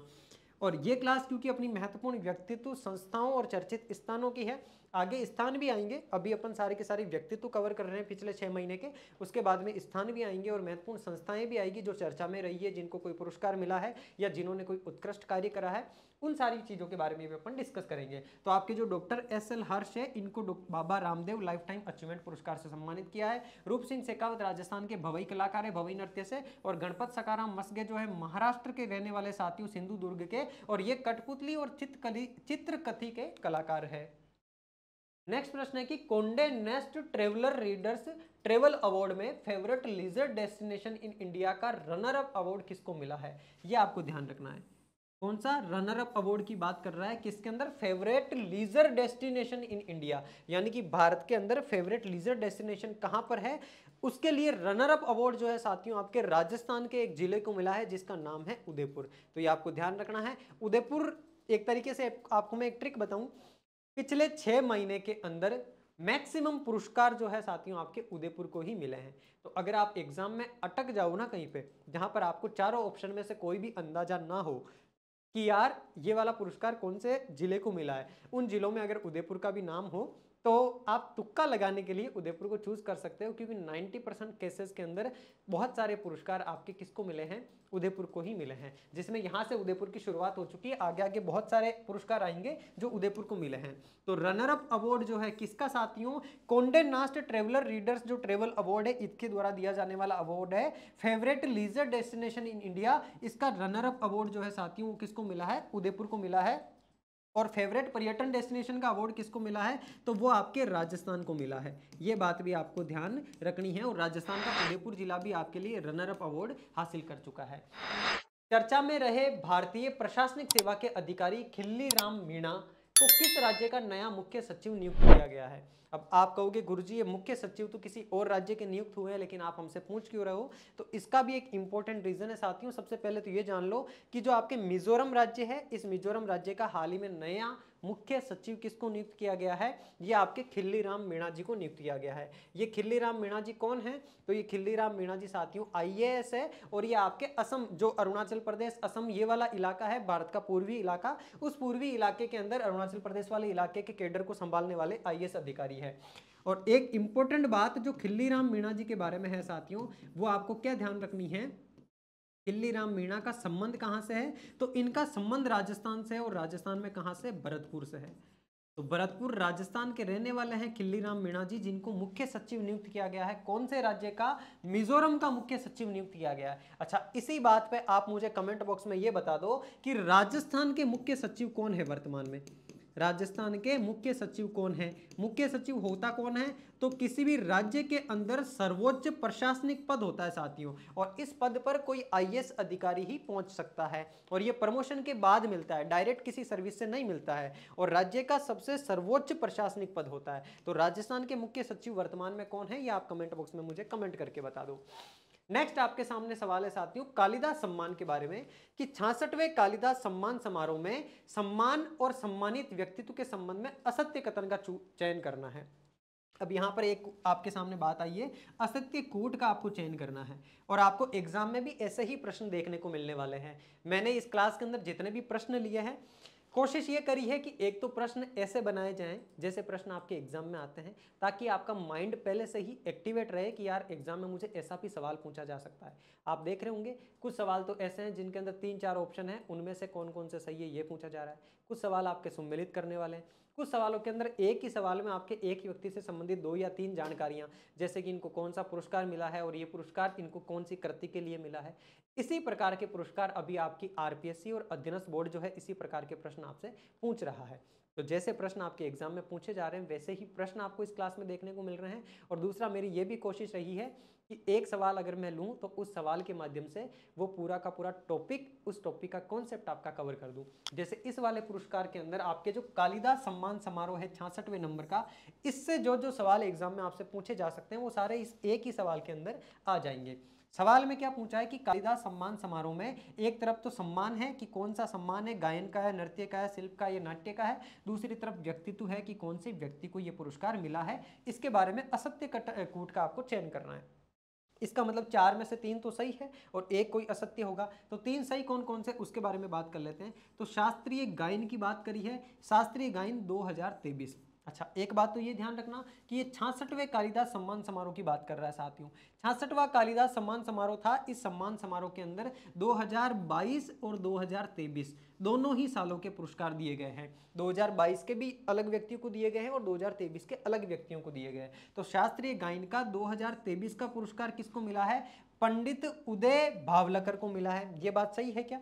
चलो इस पे बाद में बात करेंगे, पहले आगे बात करते हैं। शास्त्रीय नृत्य का जो पुरस्कार है 2023 का, ये गुरु कलाणति देवी को मिला है।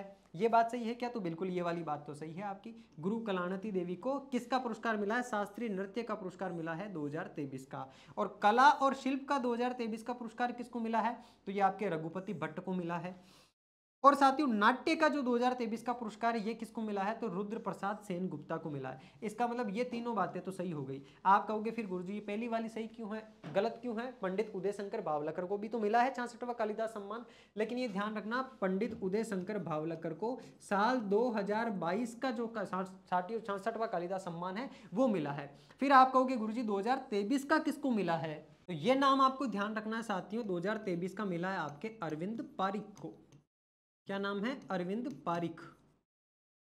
वैसे देखो आपको जो है कालिदास सम्मान के अंदर 2023 वाले सम्मान किन किन को मिले हैं ये ध्यान रखना है। तो ये चारों तो याद कर लेना। शास्त्रीय गायन का मिला है आपके अरविंद पारिक को 2023 का। शास्त्रीय नृत्य का 2023 का मिला है गुरु कलावती देवी को। ये तो वैसे याद रह जाएगा, नृत्य जो है ज्यादातर महिलाएं करती है, तो गुरु कलावती देवी जो है इनको मिला है। और कला और शिल्प का 2023 का रघुपति भट्ट को मिला है। और नाट्य वाला जो है साथियों आपके रुद्र प्रसाद सेन गुप्ता को मिला है। और 2022 का जो आपके शास्त्रीय गायन का है वो पंडित उदय शंकर भावलकर को मिला है। अच्छा, अपन बात करें कि 66वें कालिदास सम्मान समारोह का आयोजन कहां पर किया गया था, तो ये ध्यान रखना इसका आयोजन आपके उज्जैन के अंदर किया गया था। और उज्जैन कहां पर है? महाकाल की नगरी उज्जैन आपकी मध्य प्रदेश के अंदर है, एमपी के अंदर है। इस वाली स्लाइड से एक सवाल आपके पूछे जाने की संभावना है। हो सकता है एग्जामिनर आपको 1 लाइनर सवाल देकर के पूछ लेवे कि आपके 66वें कालिदास सम्मान समारोह का शास्त्रीय नृत्य का 2023 का पुरस्कार किसको मिला है। तो ये चारों ही बातें आपको ध्यान रखनी है। नृत्य का 2023 का गुरु कलावती देवी को मिला है। कला और शिल्प का किसको मिला है? तो आपके रघुपति भट्ट को मिला है। नाट्य का आपके रुद्र प्रसाद जी को मिला है। और शास्त्रीय गायन का जो है वो आपके अरविंद पारिक को मिला है। बढ़ते हैं आगे। नेक्स्ट प्रश्न अपना दूसरे नंबर की, भारत कैरिकॉम समिट 20 नवंबर 2024 को कहां आयोजित की गई। ये साथियों बात कर रहा है भारत कैरिकॉम समिट की। ये जो भारत कैरिकॉम समिट है, कौन से नंबर की, दूसरे नंबर की। आयोजन कब होता है, 20 नवंबर 2024 को। ये पूछ रहा है इसका आयोजन कहां पर किया गया, Rio de Janeiro Brazil, niger Nigeria, George town Guana या फिर न्यूयॉर्क यूएस। तो आपको ध्यान रखना है जॉर्ज टाउन गुआना के अंदर साथियों दूसरे नंबर की भारत और कैरिकॉम समिट का आयोजन नवंबर 2024 में किया गया था। नेक्स्ट प्रश्न है, ऑस्ट्रेलिया में आयोजित 67वें राष्ट्रमंडल संसदीय संघ सम्मेलन जो कि नवंबर 2024 में हुआ था, इसमें राजस्थान का प्रतिनिधित्व किसने करा। तो देखो 4 नाम आपके सामने हैं। एक आपके भजनलाल शर्मा जी जो कि वर्तमान में कौन है, सीएम है राजस्थान के। किरोड़ीलाल मीणा जी, हालांकि ये साथियों विधायक है लेकिन अभी बहुत ज्यादा चर्चाओं के अंदर चल रहे हैं। अशोक गहलोत जी पूर्व सीएम है। अगला आपके सामने वासुदेव देवनानी है। वासुदेव देवनानी अजमेर से जो है साथियों आपके विधायक है, अजमेर उत्तर से, और वर्तमान में राजस्थान विधानसभा के अध्यक्ष भी है। इसने पूछा है कि ऑस्ट्रेलिया में आयोजित 67वें नंबर के राष्ट्रमंडल संसदीय संघ सम्मेलन, ये जो संसदीय संघ सम्मेलन है साथियों, इसका आयोजन कहां हुआ था। पहली बात तो ये ध्यान रखना, आयोजन ऑस्ट्रेलिया के अंदर हुआ था। और राजस्थान की तरफ से इसमें प्रतिनिधित्व किसने करा था, तो वो आपके वासुदेव देवनानी जी ने करा था। ऑप्शन नंबर डी आपका राइट आंसर होगा। अगला प्रश्न है कि 25 नवंबर को जयपुर प्रशासन की ओर से सक्षम जयपुर अभियान कहां शुभारंभ किया गया। कौन से अभियान की बात कर रहा है, ये सक्षम जयपुर अभियान की बात कर रहा है, सक्षम जयपुर अभियान। अब देखो आप ये मत सोचना कि सर आप हर बार तो पढ़ाते हो तो हमसे आई कांटेक्ट करके पढ़ाते हो, लेकिन इस बार जो है आप केवल पढ़ाए जा रहे हो। तो मुझे पता है कि अभी सर पे एग्जाम है आपके सामने, इस वजह से मैं ज़्यादा बातचीत नहीं कर रहा हूँ, डायरेक्ट आपको सारी की सारी चीज़ें पढ़ाने की ओर ध्यान दे रहा हूँ। और टाइम बचाने के लिए, क्योंकि कम टाइम में ज़्यादा कंटेंट और क्वालिटी कंटेंट हमको कंज्यूम करना है, तो उसके लिए पूरा का पूरा फोकस हमें केवल प्रश्न, उसके ऑप्शंस और उसके उत्तर पर ही केंद्रित करना होगा। मैं कैमरे की तरफ देखने लगता हूं तो मेरे मन में कुछ भावनाएं उठ जाती है जो आपको बताने की फिर वो एक प्रेरणा मिलती है अंदर से और मैं बताने लग जाता हूं और उसमें फिर टाइम निकल जाता है। और अभी ये जो लास्ट टाइम है एग्जाम का, ये टाइम आपके लिए ज़रूरी है कि आप केवल और केवल चीज़ें ज़्यादा से ज़्यादा पढ़ो, ज़्यादा से ज़्यादा रिविज़न करो। इसलिए अभी माइंड में ये मत लाना, जब अपन इन डेप्थ चीज़ें पढ़ेंगे, मंथली अपनी क्लासेस आती है उसके अंदर अपन खूब सी बातें करेंगे। अभी अपना पूरा ध्यान केवल और केवल पढ़ाई पे होना चाहिए। तो ये क्या बात कर रहा है कि 25 नवंबर को जयपुर प्रशासन ने सक्षम जयपुर अभियान का शुभारंभ किया है। और ये सक्षम जयपुर अभियान जो है जयपुर में कहाँ से शुरू किया गया, तो आपको ध्यान रखना है बस्सी जयपुर से इसका शुभारंभ किया गया। सक्षम जयपुर अभियान किससे संबंधित है, तो साथियों पहली बात तो ये सक्षम जयपुर अभियान आपके दिव्यांगजनों को पहचान दिलाने से संबंधित है। किससे, दिव्यांगजन पहचान से संबंधित है। एक तो आपसे एग्जामिनर ये पूछ सकता है कि सक्षम जयपुर अभियान का संबंध किनसे है, तो दिव्यांगजनों का साथियों चिन्हीकरण करने के लिए जो राजस्थान सरकार का पोर्टल है, उस पोर्टल पर इनका क्या किया जाएगा, रजिस्ट्रेशन किया जाएगा। इनको पहचान दिलाने से संबंधित ये अभियान है जिसका शुभारंभ कब होता है, तो नवंबर के अंदर 25 नवंबर को इसका शुभारंभ होता है। और कहाँ से होता है, बस्सी जयपुर से होता है। ये सारी की सारी बातें आपको ध्यान रखनी है। तो एक तो ये ध्यान रख लिया आपने कि 25 नवंबर 2024 को शुभारंभ किया गया था सक्षम जयपुर अभियान का। कहाँ से इसका शुभारंभ किया गया था, बस्सी जयपुर से इसका शुभारंभ किया गया था। एक ही सवाल में मैंने कोशिश करी है ऐसी सारी की सारी चीजें छुपाई है जहां से आपके एग्जामिनर सवाल पूछ सकता है। अब यहां से देखो आपकी 3-4 चीजें बन रही है और हर सवाल के अंदर मैं ये चीजें नहीं बता पा रहा हूं, मैं केवल सवाल पढ़ रहा हूं, उसका उत्तर आपको बता रहा हूं। आपको अपने माइंड को एक्टिव रख के वहां पर फिगर आउट करना है, क्योंकि एग्जामिनर सवाल पूछेगा तो जरूरी नहीं है जैसा सवाल मैंने दिया है वैसा का वैसा सवाल आपसे पूछ ले। एग्जामिनर आपसे सवाल पूछने पर आएगा तो जो चीजें मैं पढ़ा रहा हूं उनमें से कहीं से कोई सी अलग चीज उठ करके आपके एग्जाम में आ सकती है। पेपर मैंने सेट नहीं करा, एग्जामिनर का माइंडसेट अलग होता है, वो किस माइंडसेट से पेपर सेट कर रहा है। मैंने कोशिश ये करी सारी चीजें आपके कंपाइल करके यहाँ पे ले लूँ। तो आपको एक एक शब्द के ऊपर ध्यान देना है। जहां पर भी मैंने डेट मेंशन करी है इसका मतलब उन सवालों के अंदर वो डेट इसीलिए मेंशन करी है क्योंकि वो डेट इंपॉर्टेंट है, तो वो डेट भी आपको ध्यान रखनी है। कहीं पर मैंने अगर स्थान का मेंशन करा है कि ये वाला अभियान या ये वाला सम्मान कहाँ पर आयोजित हुआ है, तो वो भी आपको ध्यान रखना है। जैसे संसदीय सम्मेलन जो हुआ था वो कहाँ हुआ था, ऑस्ट्रेलिया के अंदर हुआ था, ये आपको ध्यान रखना है। राजस्थान की तरफ से वासुदेव देवनानी जी ने उसके अंदर पार्टिसिपेट करा था। और आपके सक्षम जयपुर अभियान बस्सी जयपुर से 25 नवंबर को शुभारंभ होता है, दिव्यांगजनों को पहचान दिलाने से संबंधित है। बनफूल जनजाति डिजाइन स्टूडियो निम्नलिखित में से कहाँ स्थापित किया गया है। अब ये बात कर रहा है बनफूल जनजाति डिजाइन स्टूडियो। स्टूडियो का नाम सुन के आप सोच रहे होंगे कि सर फोटो स्टूडियो या फिर एडिटिंग स्टूडियो जैसा कोई स्टूडियो लगा होगा, तो इतना सा ध्यान जान लो। पहली बात तो ये क्या है? जनजाति डिजाइन स्टूडियो है। जनजाति डिजाइन से आप क्या समझ पाओगे? अच्छा, तो जनजातियों के अंदर जो कला है, उन कलाकृतियों को प्रदर्शित करने के लिए साथियों एक स्टूडियो बनाया गया है, एक तरीके से एक प्रदर्शनी बनाई गई है, जहां पर जाकर के आप वहां पर जनजातियों की जो कला है उस कला को देख भी सकते हो और उनकी उन कलाकृतियों को आप एक वाजिब दाम देकर के खरीद भी सकते हो। अब उसके लिए साथियों इन्होंने ब्रांड नेम रखा है बनफूल। क्या नाम रखा है? बनफूल। अब केवल एग्जामिनर आपसे सवाल पूछना चाहेगा तो ये भी पूछ सकता है कि जनजाति डिजाइन स्टूडियो के लिए ब्रांड नेम क्या रखा गया है? वो ब्रांड नेम रखा गया बनफूल। तो ये जो बनफूल जनजाति डिजिटल स्टूडियो है साथियों, डिजाइन स्टूडियो, ये कहां पर स्थापित किया गया है? तो ये आपको ध्यान रखना है, उदयपुर के अंदर स्थापित किया गया है। याद है मैंने अभी पीछे बताया था आपको, ज्यादातर सवालों का आंसर आपके उदयपुर मिलेगा आपको। तो ये जनजाति डिजाइन स्टूडियो, जनजातियां ज्यादातर राजस्थान के दक्षिणी इलाके में रहती है, तो ये डूंगरपुर के अंदर शुरुआत की गई है बनफूल जनजाति डिजाइन स्टूडियो की। अगला प्रश्न है आपके सामने कि 18 से 21 नवंबर 2024 को 57वीं राज्य स्तरीय विज्ञान एवं गणित पर्यावरण प्रदर्शनी, अब देखो विज्ञान एवं गणित की पर्यावरण प्रदर्शनी है साथियों 2024-25, इसका आयोजन निम्नलिखित में से कहां किया गया? तो इसका आयोजन आपके राजस्थान में होता है, मांडल भीलवाड़ा के अंदर। स्कूल का नाम है पीएम श्री राजकीय उच्च माध्यमिक विद्यालय Mandal Bhilwara. Option number B इसका आपके राइट आंसर होगा। नेक्स्ट प्रश्न दोस्तों कि निम्नलिखित उत्सव कार्यक्रम तथा संबंधित काल का सही मिलान करना है। एक तरफ आपके सामने उत्सव दिए हुए हैं, दूसरी तरफ संबंधित कालक्रम दिया हुआ है कि कौन से टाइम के अंदर या कौन सी डेट के अंदर इस उत्सव का आयोजन किया गया। अब इस सवाल को लगा लो आप स्टार, इस सवाल को क्या कर लो आप स्टार लगा लो। सबसे पहली बात तो आपके सामने देखो ये रहा पुष्कर मेला। पुष्कर मेले का आयोजन कब होता है आपको पता है? त्योहारों से संबंधित भी है, कार्तिक पूर्णिमा को। वैसे 7 दिन चलने वाला ये मेला है, वैसे तो 5 ही दिन चलता है। जो आपकी एकादशी होती है उस एकादशी से लेकर के पूर्णिमा तक चलने वाला मेला है। कौन सा? पुष्कर मेला। अब कार्तिक पूर्णिमा कब थी आपकी? तो वो 15 नवंबर को थी। तो कार्तिक पूर्णिमा पुष्कर मेले का आयोजन कब हुआ था? 15 नवंबर 2024 को हुआ था। वैसे तो साथियों ये इसकी शुरुआत जो है 7 नवंबर से या 8 या 9 नवंबर से हो गई थी और 17 नवंबर तक ये चला था, लंबा चला था, 8 या 10 दिन चला था। लेकिन एग्जैक्ट जो स्नान होता है वो कब हुआ था? वो कार्तिक पूर्णिमा को 15 नवंबर के दिन हुआ था। बूंदी उत्सव है, बूंदी उत्सव का आयोजन कब किया गया? तो बूंदी उत्सव का आयोजन भी साथियों आपके किया गया 18 से 20 नवंबर 2024 को। ये डेट ध्यान रख लेना। बूंदी उत्सव का आयोजन ये 3 दिवसीय उत्सव था। कितने दिवसीय? 3 दिवसीय। तो 3 दिवसीय बूंदी उत्सव का आयोजन 18 से 20 नवंबर, 18, 19, 20 3 दिन किया गया था। कहां पर? बूंदी के अंदर। अगला आपके सामने जल उत्सव। ये जल उत्सव जो है साथियों आपके 15 दिवसीय उत्सव है। कितना? 15 दिवसीय, 15 दिनों तक चलने वाला उत्सव है जल दिवस, जल उत्सव। और इसका आयोजन कब हुआ था?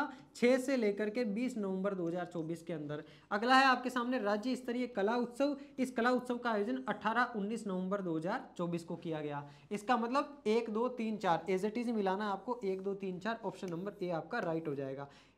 इसको सवाल को लेने का मेरा उद्देश्य एक तो आपको यह बताना था कि जल उत्सव का आयोजन कितने दिन किया गया था। 15 दिवसीय जल उत्सव है जिसका आयोजन 6 से 20 नवंबर को किया गया। डेट आपसे पूछी जा सकती है। बूंदी उत्सव आपका 3 दिवसीय उत्सव है जिसका आयोजन 18 से 20 नवंबर को होता है। और पुष्कर मेला वैसे आपका 7 से 10 दिन चलने वाला मेला है जिसका आयोजन एग्जैक्टली तो पूर्णिमा जो है आपकी 15 नवंबर को थी, बाकी 9 से 17 नवंबर के बीच में इसका आयोजन किया गया था। यानी कि 9 को तो इसका शुभारंभ हो गया था और 17 को फाइनली समापन हुआ था। नेक्स्ट है आपके सामने राजकोट में आयोजित राष्ट्रीय तैराकी प्रतियोगिता में कृष्णादित्य सिंह ने रजत तथा कुणाल फौजदार ने कांस्य पदक जीते। किसके अंदर? राष्ट्रीय तैराकी प्रतियोगिता के अंदर। अब देखो यहां से कितने सवाल आपके इस एक ही सवाल से बन रहे हैं। एक तो आप ये लिखोगे राष्ट्रीय तैराकी प्रतियोगिता। अच्छा, ये जो राष्ट्रीय तैराकी प्रतियोगिता है, अब इसके अंदर देखो राजस्थान के 2 व्यक्तित्व है, इस वजह से ये सवाल आपके लिए इंपॉर्टेंट हो जाता है। राष्ट्रीय तैराकी प्रतियोगिता का आयोजन कहां पर किया गया था? तो आयोजन किया गया था राजकोट के अंदर। और राजकोट कहां पर है? ये आपका गुजरात के अंदर है। अब इस तैराकी प्रतियोगिता के अंदर साथियों राजस्थान की 2 हस्तियां, एक तो आपका कृष्णादित्य सिंह है और दूसरा कौन है? दूसरा है आपका कुणाल फौजदार। कृष्णादित्य सिंह ने कौन सा पदक जीता है? तो इसने रजत पदक जीता है। और कुणाल फौजदार ने कौन सा पदक जीता है? तो इन्होंने कांस्य पदक जीता है। यहां तक क्लियर हुई बात। अब ये बात पूछना चाह रहा है एग्जामिनर आपसे कि इन दोनों का संबंध कहां से है? अजमेर, बीकानेर, सिरोही या फिर भरतपुर? तो ध्यान रखना भरतपुर जिले के रहने वाले हैं दोनों ही। चाहे आप कृष्णादित्य सिंह की बात करो चाहे कुणाल फौजदार की बात करो, दोनों ही कहां के रहने वाले हैं? भरतपुर के रहने वाले हैं, जिन्होंने राष्ट्रीय तैराकी प्रतियोगिता जो कि राजकोट में आयोजित हुई थी उसके अंदर कृष्णादित्य सिंह ने रजत पदक और कुणाल फौजदार ने कांस्य पदक यानी कि ब्रॉन्ज मेडल जीता था।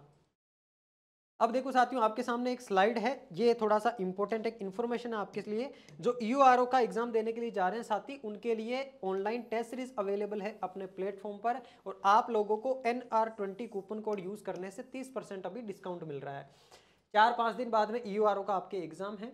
एग्जाम में जाने से पहले मैं फिर कहूंगा, जिस प्रकार के प्रश्न मैं आपको करवा रहा हूं, इस प्रकार के प्रश्नों की हर एक सब्जेक्ट के अंदर आपको प्रैक्टिस करके जाने की जरूरत है। जिन साथियों ने ऑलरेडी टेस्ट सीरीज ज्वाइन कर रखी है और टेस्ट दे लिए हैं, उनको भी मेरा एक सजेशन रहेगा कि इस लास्ट टाइम में एक तो आपके जो इंपॉर्टेंट फैक्ट आपने बना रखे हैं उनका आपको रिवीजन कर लेना है। दूसरा, अपनी टेस्ट सीरीज में जितने भी सवाल हैं उन सवालों की एक्सप्लेनेशन, आपको पता है टेस्ट सीरीज में स्टार लगाने का भी ऑप्शन आता है, तो टेस्ट देते टाइम आपने जिन जिन सवालों पर स्टार लगाया है एक बार जाकर के उनकी एक्सप्लेनेशन देख लो। कुछ साथी ऐसे जिन्होंने यूआरओ की सीरियस तरीके से तैयारी नहीं करी है, उनके पास भी अच्छा मौका है। क्वालिटी एजुकेशन की टेस्ट सीरीज से पिछली बार भी लगभग 90% सवाल क्वालिटी एजुकेशन की टेस्ट सीरीज से आए थे। तो आप कुछ मत करो, ये टेस्ट सीरीज परचेस करके इस टेस्ट सीरीज में जितने भी सवाल है टेस्ट को सबमिट करोगे। सबमिट करने के बाद में आपको पूरा का पूरा हर एक टेस्ट का, हर एक प्रश्न का आपको एक्सप्लेनेशन मिल जाएगा। उन प्रश्नों को और उनके एक्सप्लेनेशन को इस लास्ट टाइम में पढ़ जाओ। ये जो 5-6 दिन आपके पास है, इन 5-6 दिन के अंदर पूरे तरीके से उन सवालों का और उनका एक्सप्लेनेशन को पढ़ जाओ। लगभग आपको 90% सवाल वहीं से देखने को मिल जाएंगे। तो एक बेहतरीन रिवीजन भी हो जाएगा आपके लिए, और अभी इस पर 30% ऑफ भी कर रखा है। केवल 399 रुपए की टेस्ट सीरीज है। NR21 कूपन कोड आप यूज कर लेना। और एक मेरे साथी जो लाइब्रेरियन 3rd ग्रेड की तैयारी कर रहे हैं, उनके लिए भी एक इंपॉर्टेंट बात है कि आपके लिए ऑनलाइन टेस्ट सीरीज अपने एप्लीकेशन पर लॉन्च कर दी गई है। इस टेस्ट सीरीज के अंदर साथियों ये पेपर 1 और 2 दोनों की टेस्ट रहने वाली है, और 10 आपके इसमें फुल लेंथ टेस्ट रहेंगे। आपको पता होगा 27 जुलाई को लाइब्रेरियन 3rd ग्रेड का एग्जाम है। इसमें भी आप जब ये कूपन कोड यूज करोगे तो आपको छूट मिल जाएगी। अपन बढ़ते हैं अब अपन नेक्स्ट अपने अगले प्रश्न के साथ में। क्या है प्रश्न कि राज्य का प्रथम एडवांस टेक्नोलॉजी का मैकेनाइज्ड कचरा ट्रांसपोर्ट स्टेशन कहां पर स्थापित किया गया है। अब ये राजस्थान से संबंधित है, इसलिए इंपॉर्टेंट ध्यान रखना। किसकी बात कर रहा है ये? मैकेनाइज्ड कचरा ट्रांसफर की बात कर रहा है। मैकेनाइज्ड यानी कि वो एक तरीके से ऑटोमेटिक होगा, उसके अंदर मेन पावर की कम जरूरत होगी, मशीनों के द्वारा सारा काम होगा। मैकेनाइज्ड कचरा ट्रांसफर स्टेशन बना है, राजस्थान का प्रथम है, इसलिए इंपॉर्टेंट है, तो स्टार लगा लो। एडवांस टेक्नोलॉजी से युक्त है। ये कहां पर शुरू किया गया है? तो ये झालाना डूंगरी जयपुर के अंदर शुरू किया गया साथियों। झालाना डूंगरी कहां पर है? जयपुर के अंदर है। चलो बढ़ते हैं आगे। 12 नवंबर को ब्रिटेन की साहित्यकार सामंता हार्वे को उनके किस उपन्यास के लिए 2024 के बुकर पुरस्कार से सम्मानित किया गया? अब ये जो 2024 का बुकर पुरस्कार है, पहली बात तो आपको ध्यान रखना है, बुकर पुरस्कार का संबंध किससे है? तो इसका संबंध है साहित्य से। साहित्य से संबंधित ये पुरस्कार है। और 2024 का जो बुकर पुरस्कार है साथियों, ये किसको मिला है? ये मिला है आपकी सामंता हार्वे को। किसको मिला है? सामंता हार्वे को। और अगर आपसे ये पूछे कि सामंता हार्वे जो है साथियों, इनको किस लिए मिला है, तो इनका एक उपन्यास आया था साथियों जिसका नाम था ऑर्बिटल। क्या नाम का उपन्यास है इनका? ऑर्बिटल नाम का इनका उपन्यास है। और इस ऑर्बिटल उपन्यास के अंदर क्या है? तो इसके अंदर अंतरिक्ष यात्रियों का एक क्रूज है। उस क्रूज की साथियों वहां पर जो आपस में कॉन्वर्सेशन होती है, बातचीत होती है, वहां पर वो कैसी जिंदगी जी रहे हैं, उसके ऊपर एक कॉन्वर्सेशन इस उपन्यास के अंदर लिखी हुई है। और ये एक तरीके से लोगों को सोचने का एक अलग नजरिया प्रदान करता है उपन्यास, इसलिए ये इंपॉर्टेंट भी है। और इसको साथियों साहित्य का बुकर पुरस्कार दिया गया है सामंता हार्वे के उपन्यास को। नेक्स्ट है, प्रेमियम इरास्मियानम फाउंडेशन द्वारा किस भारतीय लेखक को इरास्मस प्राइज 2024 से सम्मानित किया गया है? इरास्मस प्राइज की बात कर रहा है 2024 का इरास्मस प्राइज, ये आपके अमिताभ घोष को मिला है। किसको मिला है? अमिताभ घोष को इरास्मस प्राइज 2024 किसके द्वारा दिया जाता है? प्रेमियम इरास्मियानम फाउंडेशन के द्वारा दिया जाने वाला पुरस्कार है, याद रखना है आपको। प्रश्न है कि पद ग्रहण करने वाले राष्ट्र अध्यक्ष और प्रधानमंत्री के संबंध में असंगत युग्म का आपको चयन करना है। एक तरफ तो आपको व्यक्ति का नाम दिया हुआ है, दूसरी तरफ अब ये आपके इंटरनेशनल करंट अफेयर्स का सवाल है, क्योंकि एग्जामिनर को अगर थोड़ा सा व्यक्तित्व से संबंधित इंटरनेशनल लेवल पर जाना होगा तो वो आपको यहाँ से सवाल पूछ सकता है। आपको पता है हरिणी अमर सूर्या हाल ही में श्रीलंका के प्रधानमंत्री बने हैं, तो ये वाली बात तो सही है। नवीन राम गुलाम ये मॉरिशस के प्रधानमंत्री बने, ये भी बात सही है। डूमा बोको राष्ट्रपति बने फिजी के, ये बात सही है क्या? तो ये बात गलत हो गई साथियों। डूमा बोको जो है ये आपके फिजी के राष्ट्रपति नहीं बने हैं। फिर किसके राष्ट्रपति बने हैं? तो डूमा बोको आपके जो है बोत्सवाना के राष्ट्रपति बने हैं। और इसने यही बात बोली है कि आपको असंगत युग्म का चयन करना है, तो असंगत इसमें कौन हो गया? ऑप्शन नंबर सी हो गया। अगले आपके सामने अब्दुल लय मेगा है, ये कार्यवाहक प्रधानमंत्री बने हैं कहाँ के? माली के। अच्छा, अगर बात करें ये देखो डूमा बोको कहाँ के बने हैं? राष्ट्रपति बोत्सवाना के बने हैं। जबकि आपके जो नेकामा लाला लाला बालाऊ है, ये फिजी के राष्ट्रपति बने हैं। तो इन्होंने क्या करा था, इसको चेंज कर दिया था, फिजी के राष्ट्रपति आपके लाला बालाऊ है, जबकि बोत्सवाना के राष्ट्रपति आपके डूमा बोको है। प्रश्न है अगला कि नियुक्ति विभिन्न संस्थाओं के राजदूत के बारे में विचार कीजिए। एक तरफ संस्था है और दूसरी तरफ उस संस्था के राजदूत या फिर ब्रांड एम्बेसडर है, कि किसको किस संस्था का राजदूत या फिर ब्रांड एम्बेसडर बनाया गया है। सबसे पहला आपके सामने है UNFCCC, ये वही है United nation framework convention on climate change. UNFCCC digital climate library, digital climate library बनाई गई है UNFCCC। इसके लिए साथियों जो है राजदूत या ब्रांड एम्बेसडर किसको नियुक्त किया गया है, तो शुभनीत सिंह को नियुक्त किया गया है। ये वाली बात बिल्कुल सही है, तो पहला ऑप्शन तो अपना सही हो गया। दूसरा कह रहा है अरुणाचल रंग महोत्सव, ये साथियों अरुणाचल प्रदेश के अंदर जो अरुणाचल रंग महोत्सव है इसका आयोजन किया गया था, इसका ब्रांड एम्बेसडर बनाया गया आपके किसको, पंकज त्रिपाठी को। ये भी बात सही है, पंकज त्रिपाठी आपके अभिनेता है, इनको तो सब जानते ही हैं। अगला आपके सामने पर्यटन और खेल मंत्रालय, कहाँ का, थाईलैंड का। थाईलैंड सरकार का जो पर्यटन और खेल मंत्रालय है उसका साथियों ब्रांड एम्बेसडर बनाया गया है सोनू सूद को। और सोनू सूद जो है आपको पता ही है कौन है, ये एक एक्टर है, ज्यादातर विलन का रोल करते हैं सोनू सूद। इसका मतलब तीनों ही बातें सही हो गई। इसने क्या बोला है इसके बारे में विचार कीजिए। अगला बोल रहा है कौन से युग्म सही है, मिलान करो। तो 1, 2 और 3 तीनों ही बातें सही है फिर तो इनकी। तो इसका राइट आंसर क्या हो जाएगा आपके ऑप्शन नंबर डी, 1, 2 और 3। इसने सत्य बारे में पूछा है, सत्य तीनों ही कथन है। नेक्स्ट है कि केंद्रीय मंत्री डॉक्टर जितेंद्र सिंह द्वारा लॉन्च किए गए विजन पोर्टल में एस का क्या आशय है। किसकी बात कर रहा है, ये विजन पोर्टल की बात कर रहा है।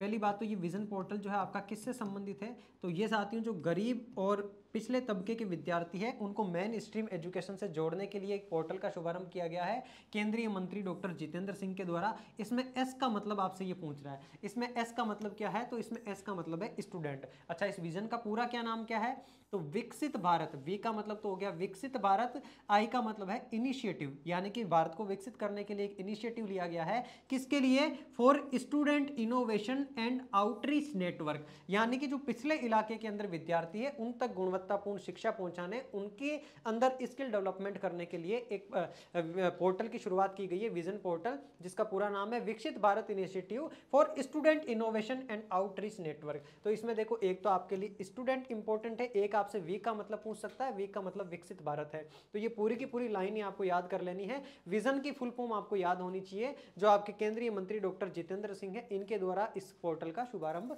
किया गया है, जो कि किससे संबंधित है, पिछले इलाके के जो गरीब तबके के बच्चे हैं उनको नवाचार से रूबरू करवाने के लिए, कि नवाचार के अंदर उनका भी योगदान आ सके, इसलिए उनकी स्किल्स डेवलप करने के लिए और उनको मेन स्ट्रीम एजुकेशन से जोड़ने के लिए इस विजन पोर्टल का शुभारंभ किया गया है। अगला प्रश्न है आपके सामने कि one nation one election bill के लिए गठित जो संयुक्त संसदीय कमेटी है, ज्वाइंट पार्लियामेंट्री कमेटी है जेपीसी, उसका अध्यक्ष किसे नियुक्त किया गया है। मोस्ट इंपोर्टेंट है साथियों, ये बात वन नेशन वन इलेक्शन से संबंधित है ना। अपन बात करें दोस्तों वन नेशन वन इलेक्शन की, तो एक बात तो आपको ध्यान ही होगा, सबसे पहली बात तो वन नेशन वन इलेक्शन क्या है, एक राष्ट्र एक चुनाव। ये एक राष्ट्र एक चुनाव आपका 2023 से ही चर्चाओं के अंदर चल रहा है। सबसे पहले तो जो आपके पूर्व राष्ट्रपति थे रामनाथ कोविंद जी, उनकी अध्यक्षता में एक समिति बनाई थी और उस समिति ने रिसर्च करा कि वन नेशन वन इलेक्शन को किस प्रकार से हमें इंप्लीमेंट करना चाहिए, क्या क्या इसके फायदे हो सकते हैं, क्या नुकसान हो सकते हैं, उसके ऊपर रिसर्च करके पूरी की पूरी रिपोर्ट तैयार करी गई और वो रिपोर्ट रामनाथ कोविंद जी की अध्यक्षता वाली समिति ने तैयार करी थी। अच्छा, उनको ये जिम्मेदारी दी गई थी 2023 के अंदर, 2023 में उनको जिम्मेदारी दी गई, फिर मार्च 2024 में साथियों उन्होंने ये रिपोर्ट सौंपी थी राष्ट्रपति द्रौपदी मुर्मू जी को। अब द्रौपदी मुर्मू जी को ये रिपोर्ट सौंपे जाने के बाद में इस वन नेशन वन इलेक्शन को पारित करने के लिए संसद के अंदर छिड़ गई बहस। क्यों, क्योंकि साथियों ये एक ऐसा बिल था, आपको पता है संविधान के अंदर कोई सी भी नई चीज जोड़ने के लिए संविधान में संशोधन करना पड़ता है ना, चीज जोड़ने या हटाने के लिए, या तो आप कोई सा भी कानून बना करके कानून के द्वारा उसको मान्यता दे दो, या फिर आपको संविधान में संशोधन करना पड़ता है। तो ये जो वन नेशन वन इलेक्शन है, इसके अंदर भारत के अंदर किस प्रकार से चुनाव होने चाहिए उसके ऊपर साथियों बात की गई है। और ये बात करता है कि भारत में साथियों आपके चाहे संसद के चुनाव हो, संसद के चुनाव से लेकर के ग्राम पंचायत तक के चुनाव, ये सारे के सारे चुनाव एक ही समय में होने चाहिए, यानी कि वन नेशन वन इलेक्शन, एक राष्ट्र एक चुनाव, एक ही समय में सारे के सारे चुनाव हो जाने चाहिए, ताकि चुनाव में आने वाला खर्चा और राजनेताओं की एनर्जी जो डाइवर्ट होती है उसके अंदर इंप्रूवमेंट किया जा सके। तो ये जो वन नेशन वन इलेक्शन है, इसके लिए तो सबसे पहले जो रिपोर्ट तैयार करने वाली समिति थी उसके अध्यक्ष तो कौन थे, रामनाथ कोविंद थे, जो कि पूर्व राष्ट्रपति थे। और अभी जब रामनाथ कोविंद ने वो दे दिया और द्रौपदी मुर्मू जी ने उसको संसद में रखा, तो संसद में आपको पता है ये राज्यों के ऊपर भी लागू होगा। तो ये एक ऐसा संविधान संशोधन विधेयक हो गया जिसके ऊपर संसद की भी सहमति जरूरी थी और 50% से ज्यादा राज्यों की विधानसभाओं की भी सहमति जरूरी थी। इसका मतलब राज्यों की विधानसभाओं से भी इसको परमिशन लेना था। तो इस बिल को हाल ही में साथियों लोकसभा से पारित कर दिया और राज्यसभा के अंदर भी इसको पारित कर दिया है। और राज्यसभा से पारित होने के बाद में एक ज्वाइंट पार्लियामेंट्री कमेटी बनाई गई। इस कमेटी के पास में साथियों इस बिल को भेज दिया कि अब आप इसके ऊपर रिसर्च करो कि इसको अपन को आगे इंप्लीमेंट किस तरीके से करना है। तो ये जो जेपीसी बनाई गई ज्वाइंट पार्लियामेंट्री कमेटी, इसका अध्यक्ष कौन है? तो इसके अध्यक्ष आपके पीपी चौधरी है और पीपी चौधरी आपके बीजेपी के सांसद है साथियों। कहाँ किसके सांसद है? बीजेपी पार्टी, जो भारतीय जनता पार्टी, इसी के सांसद है। इनकी अध्यक्षता में एक ज्वाइंट पार्लियामेंट्री कमेटी बनाई गई है। ये कमेटी अब क्या करेगी? ये जो रामनाथ कोविंद जी ने रिपोर्ट सौंपी है वन नेशन वन इलेक्शन की, इस रिपोर्ट का क्या करेगी? पूरा का पूरा अन्वेषण करेगी, पूरी उसकी जांच पड़ताल करेगी कि ये रिपोर्ट सही है या नहीं और किस प्रकार से इसको अप्लाई किया जाना चाहिए। अगला सवाल आपके सामने है कि योग पॉलिसी लागू करने वाला देश का पहला राज्य कौन सा बन गया है? तो ध्यान रखना है, उत्तराखंड ने साथियों योग पॉलिसी लागू कर दी है। पॉलिसी का मतलब आप समझ गए ना, पॉलिसी मतलब एक नीति लागू कर दी उन्होंने। जिस प्रकार से राजस्थान सरकार कोई नीति लागू करती है उसी प्रकार से उत्तराखंड सरकार ने एक नीति लागू कर दी है। उत्तराखंड के लोगों के लिए अब योग एक तरीके से अनिवार्य हो जाएगा, उनको योग सिखाया जाएगा। योग करने के लिए एक नीति बना दी है और देश का पहला राज्य बना है आपका उत्तराखंड जिसने योग पॉलिसी लागू करी है। और मेरा मानना है कि हर राज्य के अंदर योग पॉलिसी तो होनी चाहिए कि इस प्रकार से योग आप सीख सकते हो, आपको अपनी डेली लाइफ के अंदर ऐड करना चाहिए, क्योंकि वर्तमान की जो लाइफ स्टाइल है उसके अंदर योग अपना एक इंपॉर्टेंट रोल प्ले करता है हेल्दी लाइफ स्टाइल के लिए। दिसंबर 2024 को किस कंपनी ने डल झील कहां पर है? श्रीनगर के अंदर है। इस डल झील पर जल परिवहन सेवा जिसका नाम है शिकारा वो प्रारंभ करी है। सबसे पहली बात तो डल झील की बात कर रहे हैं अपन, किसकी? डल झील की। डल झील कहां पर है आपको ये ध्यान रखना है, डल झील श्रीनगर के अंदर है। श्रीनगर कहां आपका? जम्मू एंड कश्मीर के अंदर है। ठीक है, इस डल झील के ऊपर साथियों जल परिवहन सेवा शुरू की जाएगी। क्या शुरू की जाएगी? जल परिवहन सेवा। इस जल परिवहन सेवा का नाम क्या रखा गया है? इसका नाम रखा गया साथियों उबर शिकारा। क्या रखा गया है? उबर शिकारा। और ये कौन सी कंपनी ने शुरू करी है? तो ये उबर कंपनी ने शुरू करी है। आपको पता है परिवहन कंपनियां हैं, एक ओला है, जुपिडो है, ब्लिंकिट है। ब्लिंकिट तो आपका 1 मिनट वाला ऐप है। तो जो उबर कंपनी है साथियों जिसके आपके वो भी कारें वगैरह भी चलती है, आप कैब वगैरह बुक करवाते हो, उस उबर कंपनी ने उबर शिकारा नाम से एक सेवा प्रारंभ करी है जो कि क्या करेगी? डल झील के अंदर जल परिवहन सेवा प्रदान करेगी, यानी कि जल के अंदर आप परिवहन कर सकते हो एक जगह से दूसरी जगह। तो ये कंपनी का नाम इसने पूछा, कंपनी आपकी कौन सी है? उबर है। किस राजस्थानी को पेप्सिको इंडिया के प्रथम रिवॉल्यूशनरी कॉन्फ्रेंस एंड अवार्ड 2024 से दिसंबर 2024 में सम्मानित किया गया? यानी कि 2024 में आपके कोई ऐसे राजस्थानी है जिनको सम्मानित किया गया पेप्सिको इंडिया का प्रथम रिवॉल्यूशनरी कॉन्फ्रेंस एंड अवार्ड। और ये कौन है? तो ये आपके संजू योगी है, ऑप्शन नंबर सी। ये एक राजस्थानी है साथियों जिसको पेप्सिको इंडिया का first revolutionary conference and award से सम्मानित किया गया है।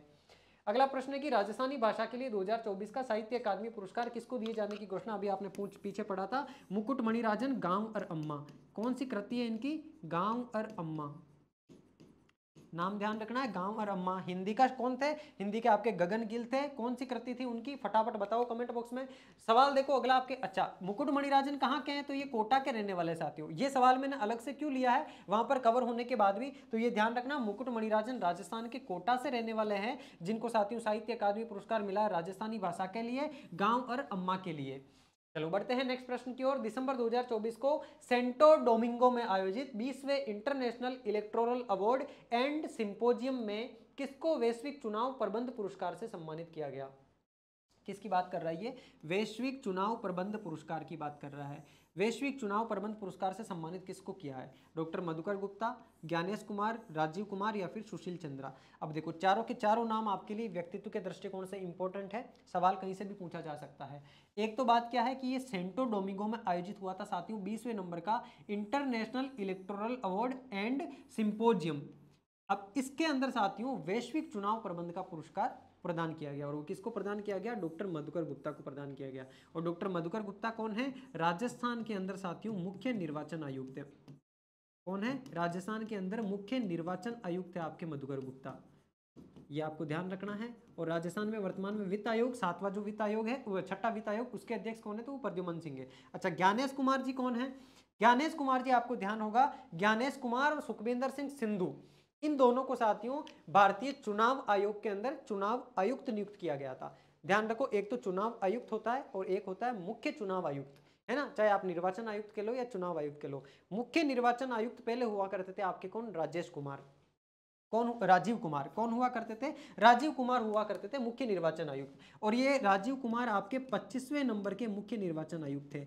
अब इनके बाद में साथियों अभी फरवरी के अंदर 19 फरवरी को ज्ञानेश कुमार जी को बना दिया गया है 26वें नंबर का मुख्य निर्वाचन आयुक्त। ज्ञानेश कुमार जी को क्या बना दिया है, मुख्य निर्वाचन आयुक्त बना दिया, जो कि पहले निर्वाचन आयुक्त हुआ करते थे, यानी कि निर्वाचन आयुक्त से इनको मुख्य निर्वाचन आयुक्त बना दिया। और सुशील चंद्रा कौन थे, तो सुशील चंद्रा 24वें नंबर के मुख्य निर्वाचन आयुक्त के, इनको मैं कह सकता हूं एक तरीके से सीईसी, चीफ इलेक्शन कमीशन। कौन थे चीफ इलेक्शन कमीशन थे 24वें नंबर के सुशील चंद्रा, 25वें नंबर के राजीव कुमार, 26वें नंबर के हाल ही में बन गए आपके कौन, ज्ञानेश कुमार। और ज्ञानेश कुमार जी के साथ में जो साथियों आपके सुखविंदर सिंह संधू है, वो क्या बने हैं, वो चुनाव आयुक्त बने हैं। तो ये भी बात आपको ध्यान रखनी है। चलो अगला सवाल देखो कि राज्य स्तरीय महिला सम्मेलन 14 दिसंबर 2024 को कहां पर आयोजित किया गया। इस महिला सम्मेलन का भी आयोजन आपके कहां होता है, उदयपुर के अंदर होता है, ध्यान रखना है। राज्य स्तरीय महिला सम्मेलन आयोजन कब हुआ था, 14 दिसंबर 2024 को। प्रश्न अगला कि प्रदेश में पहली बार एयर एम्बुलेंस से अंगों को कहां से एसएमएस अस्पताल पहुंचाया गया। आपको पता है एसएमएस अस्पताल कहां पर है, एसएमएस अस्पताल है आपका जयपुर के अंदर। अब कहां से पहुंचा गया, एयर एम्बुलेंस के द्वारा, क्योंकि ये पहली बार हुआ है साथियों, पहली बार राजस्थान के अंदर झालावाड़ से जो अंग है साथियों, उन अंगों को पहुंचाया गया है एसएमएस अस्पताल, और वहां पर उन अंगों का प्रत्यारोपण किया गया है, यानी कि बॉडी के अंदर कुछ पार्ट्स है उनको ट्रांसप्लांट किया गया है, जैसे किडनी ट्रांसप्लांट की जाती है, आपकी लीवर ट्रांसप्लांट किया जाता है, एसएमएस अस्पताल पहुंचाया गया है झालावाड़ से, पहली बार ऐसा हुआ है। शिक्षा और राष्ट्र निर्माण में अनुकरणीय योगदान हेतु किसको शिक्षा विकास के लिए भारत गौरव पुरस्कार से सम्मानित किया गया है। अब इसको आप स्टार लगा के रख लो, भारत गौरव पुरस्कार से किसको सम्मानित किया गया है, प्रोफेसर कुसुमलता भंडारी, डॉक्टर संदीप बख्शी, हमीदा बानो या फिर रणमल सिंह। तो ये ध्यान रखो साथियों, डॉक्टर संदीप बख्शी जी है, इनको भारत गौरव पुरस्कार से सम्मानित किया गया है।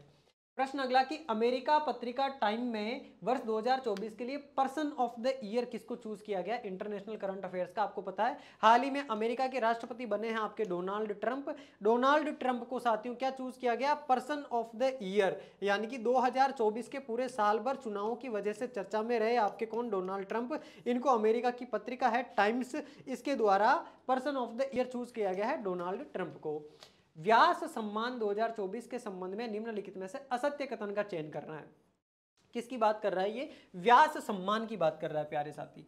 अब ये जो व्यास सम्मान है हाल ही में 2024 के अंदर प्रदान किया गया है, किसके द्वारा दिया जाता है, तो के बिरला फाउंडेशन के द्वारा दिया जाता है। तो पहले वाली बात तो आपकी सही है, व्यास सम्मान किसके द्वारा दिया जाता है, के बिरला फाउंडेशन के द्वारा दिया जाता है। अगला कह रहा है कि इसका संस्करण 33वां था। 2024 में जो व्यास सम्मान मिला है ना, ध्यान रखना वो 33वां संस्करण नहीं था, फिर कौन सा संस्करण था, वो संस्करण था आपके 34वां, 34th नंबर का था। और इसने आपसे क्या पूछा, असत्य कथन, तो आप ऑप्शन नंबर बी को चूज कर लोगे।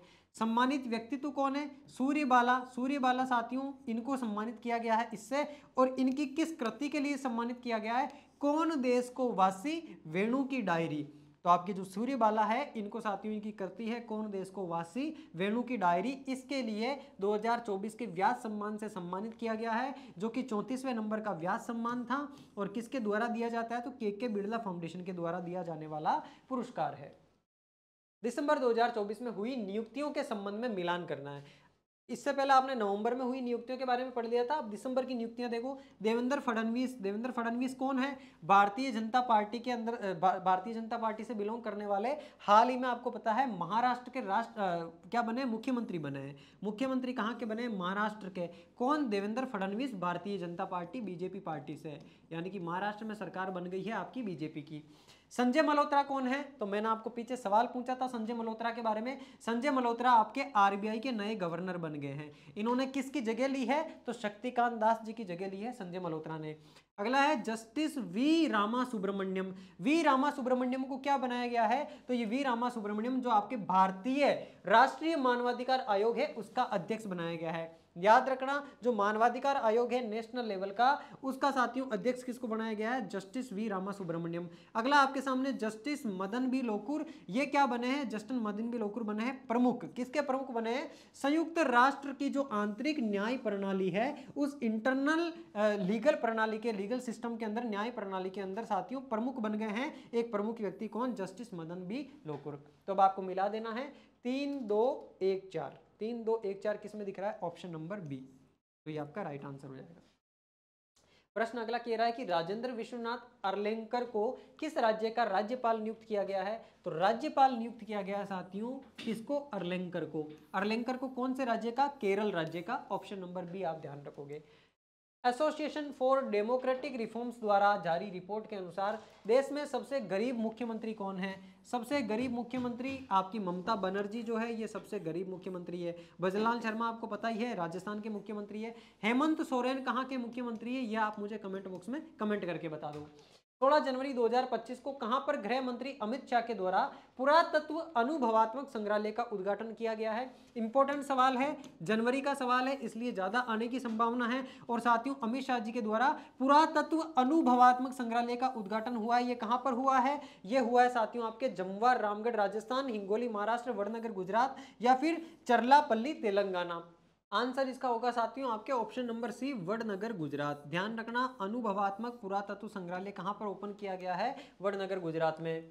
कहां पर स्थित समुद्री राष्ट्रीय उद्यान और समुद्री अभ्यारण्य में जनवरी 2025 को देश की पहली तटीय और जल पक्षी वेडर पक्षी गणना की गई है। यह वेडर पक्षी गणना कहां की गई है, आपकी जामनगर के अंदर की गई है। अगला है 2024 के अर्जुन पुरस्कार से सम्मानित जयपुर की पैरा खिलाड़ी मोना अग्रवाल का संबंध किस खेल से है। हालांकि मोना अग्रवाल के बारे में अपन स्पोर्ट्स वाली क्लास में डिस्कस कर चुके हैं, लेकिन ये व्यक्तित्व से सम्मानित है, व्यक्तित्व से संबंधित क्लास है, वापस रिवीजन भी हो जाएगा। ध्यान रखो अर्जुन पुरस्कार मिला है 2024 का किसको, मोना अग्रवाल को। मोना अग्रवाल कहाँ की है, एक बात तो ये लिख के रखो, मोना अग्रवाल आपके राजस्थान की जयपुर की है। और मोना अग्रवाल ने आपको पता हो तो जो आपके पेरिस पैरालंपिक हुए थे, उन पेरिस पैरालंपिक के अंदर कांस्य पदक भी जीता था। कौन सा पदक, कांस्य पदक। इसके अलावा मोना अग्रवाल को अर्जुन पुरस्कार से भी सम्मानित किया जा चुका है। कौन से पुरस्कार से, अर्जुन पुरस्कार से भी सम्मानित किया जा चुका है। इसके अलावा मोना अग्रवाल आपकी शूटिंग के अंदर किससे संबंधित है, शूटिंग के अंदर कौन सी कैटेगरी से संबंधित है, तो शूटिंग के अंदर 10 मीटर एयर राइफल। ध्यान रखना एयर राइफल के अंदर भी ये SH1 कैटेगरी से संबंधित है। तो ये पूछ रहा है किस खेल से संबंधित है, तो ये शूटिंग से संबंधित है। इस प्रकार का सवाल आपसे पूछा जा सकता है। जयपुर इंटरनेशनल फिल्म फेस्टिवल 2025 में किस फिल्म को बेस्ट स्क्रिप्ट अवार्ड से सम्मानित किया गया है। आपको पता है हाल ही में जयपुर इंटरनेशनल फिल्म फेस्टिवल का आयोजन हुआ है। इसका जयपुर इंटरनेशनल फिल्म फेस्टिवल का 2025 के लिए, इसके अंदर साथियों बेस्ट स्क्रिप्ट का अवार्ड किसको मिला है, बेस्ट स्क्रिप्ट का अवार्ड मिला है आपकी अमृतसर जंक्शन को। किसको मिला है, अमृतसर जंक्शन को। कुछ नाम और भी यहाँ पर, वोदका फेंटा, ये वोदका फेंटा होगा है ना, वोदका फेंटा। वोदका फेंटा को जो साथियों बेस्ट शॉर्ट फिल्म का अवार्ड मिला है। कौन सी फिल्म का, बेस्ट शॉर्ट फिल्म का। और बेस्ट शॉर्ट फिल्म में भी डॉक्यूमेंट्री का पुरस्कार मिला है मेड इन पैराडाइज को। बेस्ट शॉर्ट डॉक्यूमेंट्री फिल्म का अवार्ड किसको मिला है, मेड इन पैराडाइज को। और एक आपकी जो रुमाली रानी है, इसको साथियों बेस्ट चाइल्ड यानी कि बेस्ट चिल्ड्रन फिल्म का अवार्ड मिला है। वो किसको मिला है, रुमाली रानी को मिला है। ये आपके सामने आगे लिखी हुई है, बेस्ट चिल्ड्रन फिल्म का अवार्ड रुमाल रानी, और बेस्ट शॉर्ट फिल्म वोदका फेंटा, और बेस्ट शॉर्ट डॉक्यूमेंट्री फिल्म जो आपकी मेड इन पैराडाइज। और अगर बेस्ट स्क्रिप्ट अवार्ड की बात करें तो वो आपकी अमृतसर जंक्शन को मिला है, ऑप्शन नंबर बी।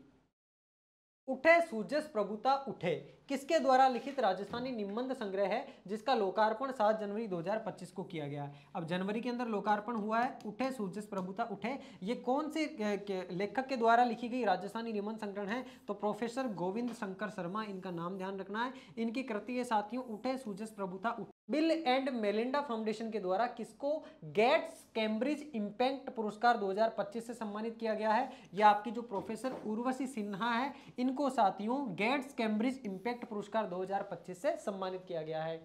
किसे भारतीय एथलेटिक्स महासंघ का अध्यक्ष नियुक्त किया गया है। अब ये वाला सवाल इंपॉर्टेंट है, यहां से मैं कह रहा हूं 1 नंबर पक्का लेके जाओगे आप। क्यों लेके जाओगे, क्योंकि ये इंपॉर्टेंट है। ये बात कर रहा है साथियों एथलेटिक्स फेडरेशन ऑफ इंडिया। किसकी बात कर रहा है, एथलेटिक्स फेडरेशन ऑफ इंडिया यानी कि भारतीय एथलेटिक्स महासंघ की बात कर रहा है। अब भारत के अंदर जितने भी स्पोर्ट्स होते हैं साथियों, उन सारे स्पोर्ट्स को, उन इवेंट्स को ऑर्गेनाइज करने का और उनको मैनेज करने का, उनको कंट्रोल करने का काम कौन करता है? आपका यही वाला जो साथियों आपके एथलेटिक्स फेडरेशन ऑफ इंडिया है, ये करता है। इस एथलेटिक्स फेडरेशन ऑफ इंडिया के अंदर साथियों एक तो होता है अध्यक्ष का पद, ठीक है, एक होता है वरिष्ठ उपाध्यक्ष का पद, और इसके आयोग के अंदर और बहुत सारे छोटे छोटे, ये क्या है? ये महासंघ है। इस महासंघ के अंदर छोटे छोटे अलग अलग आयोग भी होते हैं, उन आयोगों का भी अलग अलग अध्यक्ष है। तो ये सवाल इंपॉर्टेंट है। एक नाम देखो आपके सामने है कृष्णा पूनिया, एक है मनीषा चाहर, एक है बहादुर सिंह सागू, एक है अंजू बॉबी जॉर्ज। सवाल ने क्या पूछा है? निम्नलिखित में से किसे भारतीय एथलेटिक्स महासंघ का अध्यक्ष नियुक्त किया गया है? तो ये हाल ही में नियुक्त हुए हैं साथियों, दिसंबर जनवरी के अंदर ही। तो अध्यक्ष किसको बनाया गया है? ये बनाया गया आपके बहादुर सिंह सागू को। तो ये तो इसका राइट आंसर हो गया ऑप्शन नंबर सी। अच्छा, अगला नाम है आपके सामने अंजू बॉबी जॉर्ज। अंजू बॉबी जॉर्ज को साथियों इसी एथलेटिक्स फेडरेशन ऑफ इंडिया यानी एएफआई के अंदर वरिष्ठ उपाध्यक्ष का पद दिया गया है। तो अंजू बॉबी जॉर्ज को कौन सा? वरिष्ठ उपाध्यक्ष का पद दिया गया है, वरिष्ठ उपाध्यक्ष बनाया गया है। इसके अलावा वरिष्ठ उपाध्यक्ष के अलावा अंजू बॉबी जॉर्ज के साथ में साथियों जो एथलेटिक्स कमीशन है, एथलेटिक कमीशन, उस कमीशन का भी इनको अध्यक्ष बनाया गया है। एक आपके सामने मनीषा चाहर है। मनीषा चाहर आपको पता है राजस्थान के भरतपुर से संबंधित हेड कांस्टेबल है। मनीषा चाहर को जो 38वें राष्ट्रीय खेल हुए थे, जो उत्तराखंड के अंदर आयोजित हुए थे, उनके अंदर राजस्थान की बॉक्सिंग टीम की मुख्य कोच नियुक्त किया गया था भरतपुर की मनीषा को। एक कृष्णा पूनिया, ये आपको पता है किससे संबंधित है? अच्छा, ये मनीषा चाहर जो है, ये साथियों ध्यान रखना, ये गोल्ड मेडल भी जीत चुकी है 2-3 बार। और कृष्णा पूनिया है, ये कृष्णा पूनिया चूरू से संबंधित है, राजस्थान के अंदर साथियों ये विधायक है। और कृष्णा पूनिया को भी साथियों एथलीट कमीशन का क्या बनाया गया है? एथलीट कमीशन का सदस्य बनाया गया है। अंजू बॉबी जॉर्ज तो एथलीट कमीशन की क्या है? अध्यक्ष है। अब यहां पर आओ, देखो एक कंफ्यूजन आपका क्लियर करता हूं। Bahadur Singh सागू athletics federation of India भारतीय एथलेटिक्स महासंघ के क्या अध्यक्ष है? किसके? महासंघ के, ध्यान रखना, आयोग के नहीं, भारतीय एथलेटिक्स आयोग की बात नहीं कर रहा हूं मैं, महासंघ की बात कर रहा हूं। महासंघ के अध्यक्ष बहादुर सिंह सागू। और Anju Bobby George athletics federation of India, इसकी महासंघ की वरिष्ठ उपाध्यक्ष है। वरिष्ठ उपाध्यक्ष होने के अलावा ये एथलीट आयोग की अध्यक्ष भी है साथियों, एथलीट आयोग की क्या है? अध्यक्ष भी है। और ये एथलीट जो आयोग है साथियों, ये कितने? 5 सदस्यीय आयोग होता है। इस 5 सदस्यीय आयोग के अंदर अध्यक्ष कौन है? अंजू बॉबी जॉर्ज है। मैंने आपको बताया जो महासंघ है, इस महासंघ के अंदर अलग अलग आयोग होते हैं, उसमें भारतीय एथलीट आयोग है, इस एथलीट आयोग की अध्यक्ष बॉबी जॉर्ज है। जबकि भारतीय एथलेटिक्स महासंघ है, उस महासंघ के अध्यक्ष कौन है? वो बहादुर सिंह सागू है। कृष्णा पूनिया को भारतीय एथलेटिक्स यानी कि जो आपके एथलेटिक्स फेडरेशन ऑफ इंडिया है, भारतीय एथलेटिक्स महासंघ, इसके अंदर जो एथलीट कमीशन है, जिस कमीशन की अध्यक्ष आपके अंजू बॉबी जॉर्ज है, उसके अंदर सदस्य नियुक्त किया गया है राजस्थान की कृष्णा पूनिया को। ये 5 सदस्यीय आयोग होता है, आपको ध्यान रखना है। कृष्णा पूनिया का संबंध किससे अगर आपसे पूछे तो शॉर्टपुट से ये संबंधित है। और इनका संबंध कहां से है? राजस्थान के चूरू से ये संबंधित है कृष्णा पूनिया। मनीषा चाहर 38वें गेम्स में राजस्थान बॉक्सिंग टीम की कोच थी, ये वाली बात भी आपको ध्यान रखना है। अब ये एक इंपॉर्टेंट न्यूज़पेपर की कटिंग है जिसमें आप कुछ देख पा रहे होंगे। पूर्व ओलंपियन कृष्णा पूनिया को एथलेटिक्स फेडरेशन ऑफ इंडिया के 5 सदस्यीय एथलीट कमीशन का निर्विरोध सदस्य चुनाया गया। क्या चुनाया गया? सदस्य चुनाया गया। ध्यान रखना, कृष्णा पूनिया एथलीट कमीशन की सदस्य बनी है, जबकि Anju Bobby George athlete commission की अध्यक्ष बनी है। तो ये कंफ्यूजन क्रिएट करने वाला सवाल था, इसलिए मैंने चारों पांचों ऑप्शन एक के अंदर ही लेकर के आपका सारा कंफ्यूजन दूर कर दिया है। बहादुर सिंह सागू जो है, ये तो क्या है? ये तो साथियों जो एथलेटिक्स फेडरेशन ऑफ इंडिया यानी कि जो महासंघ है, उस महासंघ के अध्यक्ष है। और इस महासंघ के उपाध्यक्ष अंजू बॉबी जॉर्ज है। और अंजू बॉबी जॉर्ज जो एथलीट जो आयोग है, एथलीट कमीशन है, उसके अध्यक्ष है। और इसी एथलीट कमीशन के सदस्य कौन है? कृष्णा पूनिया है। और मनीषा चाहर का भी नाम आपको ध्यान रखना है। मनीषा चाहर जो आपकी बॉक्सिंग टीम की कोच नियुक्त हुई थी। अगला सवाल आपके लिए मोस्ट इंपोर्टेंट प्यारे साथी, चर्चा में रहा पुरातत्व स्थल। पुरातत्व जो स्थल है जिसका नाम है रत्नागिरी बौद्ध स्थल, ये किस राज्य में संबंधित है? तो ध्यान रखना है आपको, ये ओडिशा के अंदर है साथियों। कहां पर? रत्नागिरी बौद्ध स्थल जो है ये कहां पर है? ओडिशा के अंदर है। हाल ही में यहाँ पर खनन की दूसरी राउंड भी शुरू हुआ था। देखो, रत्नागिरी में बौद्ध उत्खनन भारतीय पुरातत्व सर्वेक्षण यानी कि जो आपके आर्कियोलॉजिकल डिपार्टमेंट ऑफ इंडिया है, उसके द्वारा साथियों ओडिशा के ऐतिहासिक रत्नागिरी बौद्ध स्थल पर चल रही खुदाई के दौरान महत्वपूर्ण खोजें, यानी कि यहाँ पर जो खुदाई चल रही थी उसकी वजह से बहुत इंपॉर्टेंट खोजें यहाँ पे हुई है, उसकी वजह से ये चर्चा में रहा है। ओडिशा के अंदर है रत्नागिरी बौद्ध स्थल, बुद्ध धर्म से संबंधित है। असंगत का चयन करना, एक तरफ पुस्तक दी हुई है, दूसरी तरफ लेखक का नाम लिखा हुआ है। तो देखो आपको क्या देखना है कि पुस्तक किस लेखक ने लिखी है। सबसे पहला आपके सामने है हाउ इंडिया स्कल्ड MTG20। MTG20 की बात कर रहा है। G20 यानी कि जो G20 समिट हुई थी आपकी, अभी जहां अपन ने पीछे बात करी है, जो G20 समिट है जिसका 19वां संस्करण अभी हुआ है, उससे पहले 18वां संस्करण का हुआ था, भारत के अंदर हुआ था।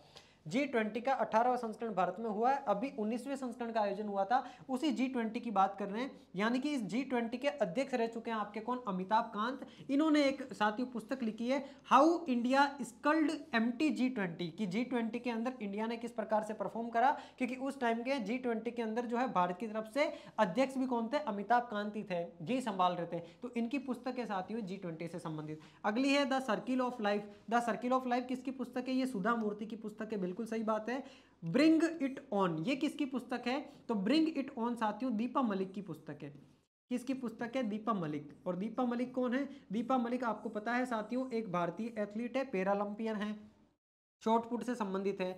The new icon Savarkar and the facts ये किसकी पुस्तक है, तो ये अरुण शौरी की पुस्तक है। तो ये वाली बात भी सही है। इसका मतलब इसने क्या कहा, असंगत का चयन करना, असंगत आपके ऑप्शन नंबर बी हो गया। ब्रिंग इट ऑन किसकी, दीपा मलिक की पुस्तक है। दीपा मलिक शॉर्टपुट से संबंधित है। रियो पैरालंपिक जो हुए थे 2016 में, वहां पर इन्होंने भारत के लिए ब्रॉन्ज मेडल जीता था F53 कैटेगरी के अंदर। ये कैटेगरी इसलिए बता रहा हूं क्योंकि आपसे सवाल यहां से पूछा जा सकता है दीपा मलिक से संबंधित।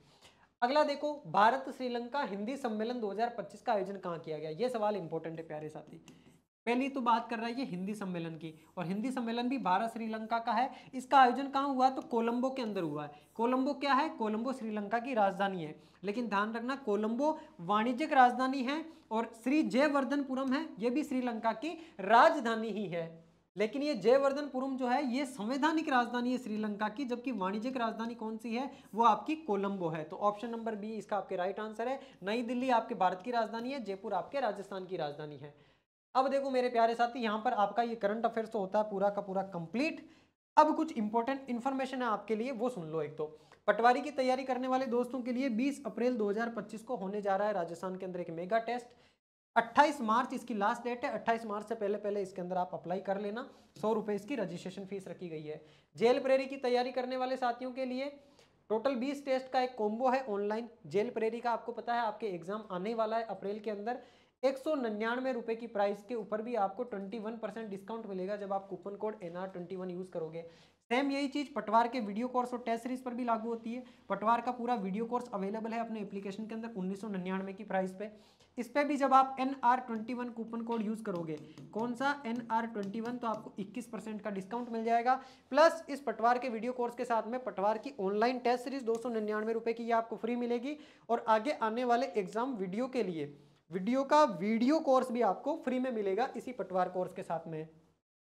रीट की तैयारी करने वाले दोस्तों के लिए भी रीट लेवल 1 का पूरा बैच लॉन्च किया जा चुका है 1499 रुपए की प्राइस के अंदर। सब्जेक्ट वाइज कोर्स भी लॉन्च किया हुआ है। ध्यान रखना क्वालिटी एजुकेशन के प्लेटफॉर्म पर पटवार एग्जाम के लिए, रीट एग्जाम के लिए सब्जेक्ट वाइज कोर्स भी लॉन्च किया हुआ है। उन सब्जेक्ट वाइज कोर्स की प्राइस मात्र 150 रुपए, 200 रुपए या 250 रुपए रखी गई है। अलग अलग कितनी क्लासेस है उसके आधार पर, कितना बड़ा सब्जेक्ट है उसके आधार पर वो सब्जेक्ट वाइज कोर्स भी आप अवेल कर सकते हो।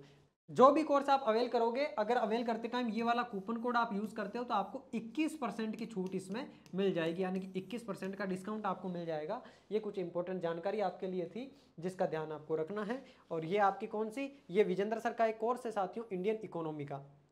इंडियन इकोनॉमी का इन्हीं 3 कोर्स है 2025-26 का। आपकी एक तो आर्थिक समीक्षा और बजट का कोर्स आ रखा है, एक आपके डिप्टी जेलर के लिए अलग से आ रखा है साथियों, जेल सुधार अधिनियम नियमावली।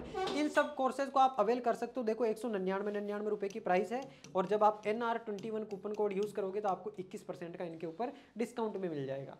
अब ये बात मैंने सबसे लास्ट में आपको बता दी है। बाकी ये करंट अफेयर्स की क्लास अपनी कंप्लीट होती है। अगली क्लास में अपन कल मिलने वाले हैं भाई। अपन अंतिम 6 महीने का करंट अफेयर्स पढ़ेंगे, जिसके अंदर पूरा का पूरा स्पोर्ट्स का ले लिया अपन ने, स्पोर्ट्स के अलावा चर्चित व्यक्ति, स्थान और पुरस्कार, ये सारी की सारी चीजें इसके अंदर ले ली। अब अगली क्लास के अंदर और जो इंपॉर्टेंट चीजें छूट गई है वो सारी चीजें भी अपन कवर कर लेंगे। तो अपन मिलते हैं नेक्स्ट क्लास के अंदर। तब तक के लिए सभी अपना ध्यान रखेंगे, स्वस्थ रहिए, मस्त रहिए और पढ़ते रहिए। धन्यवाद।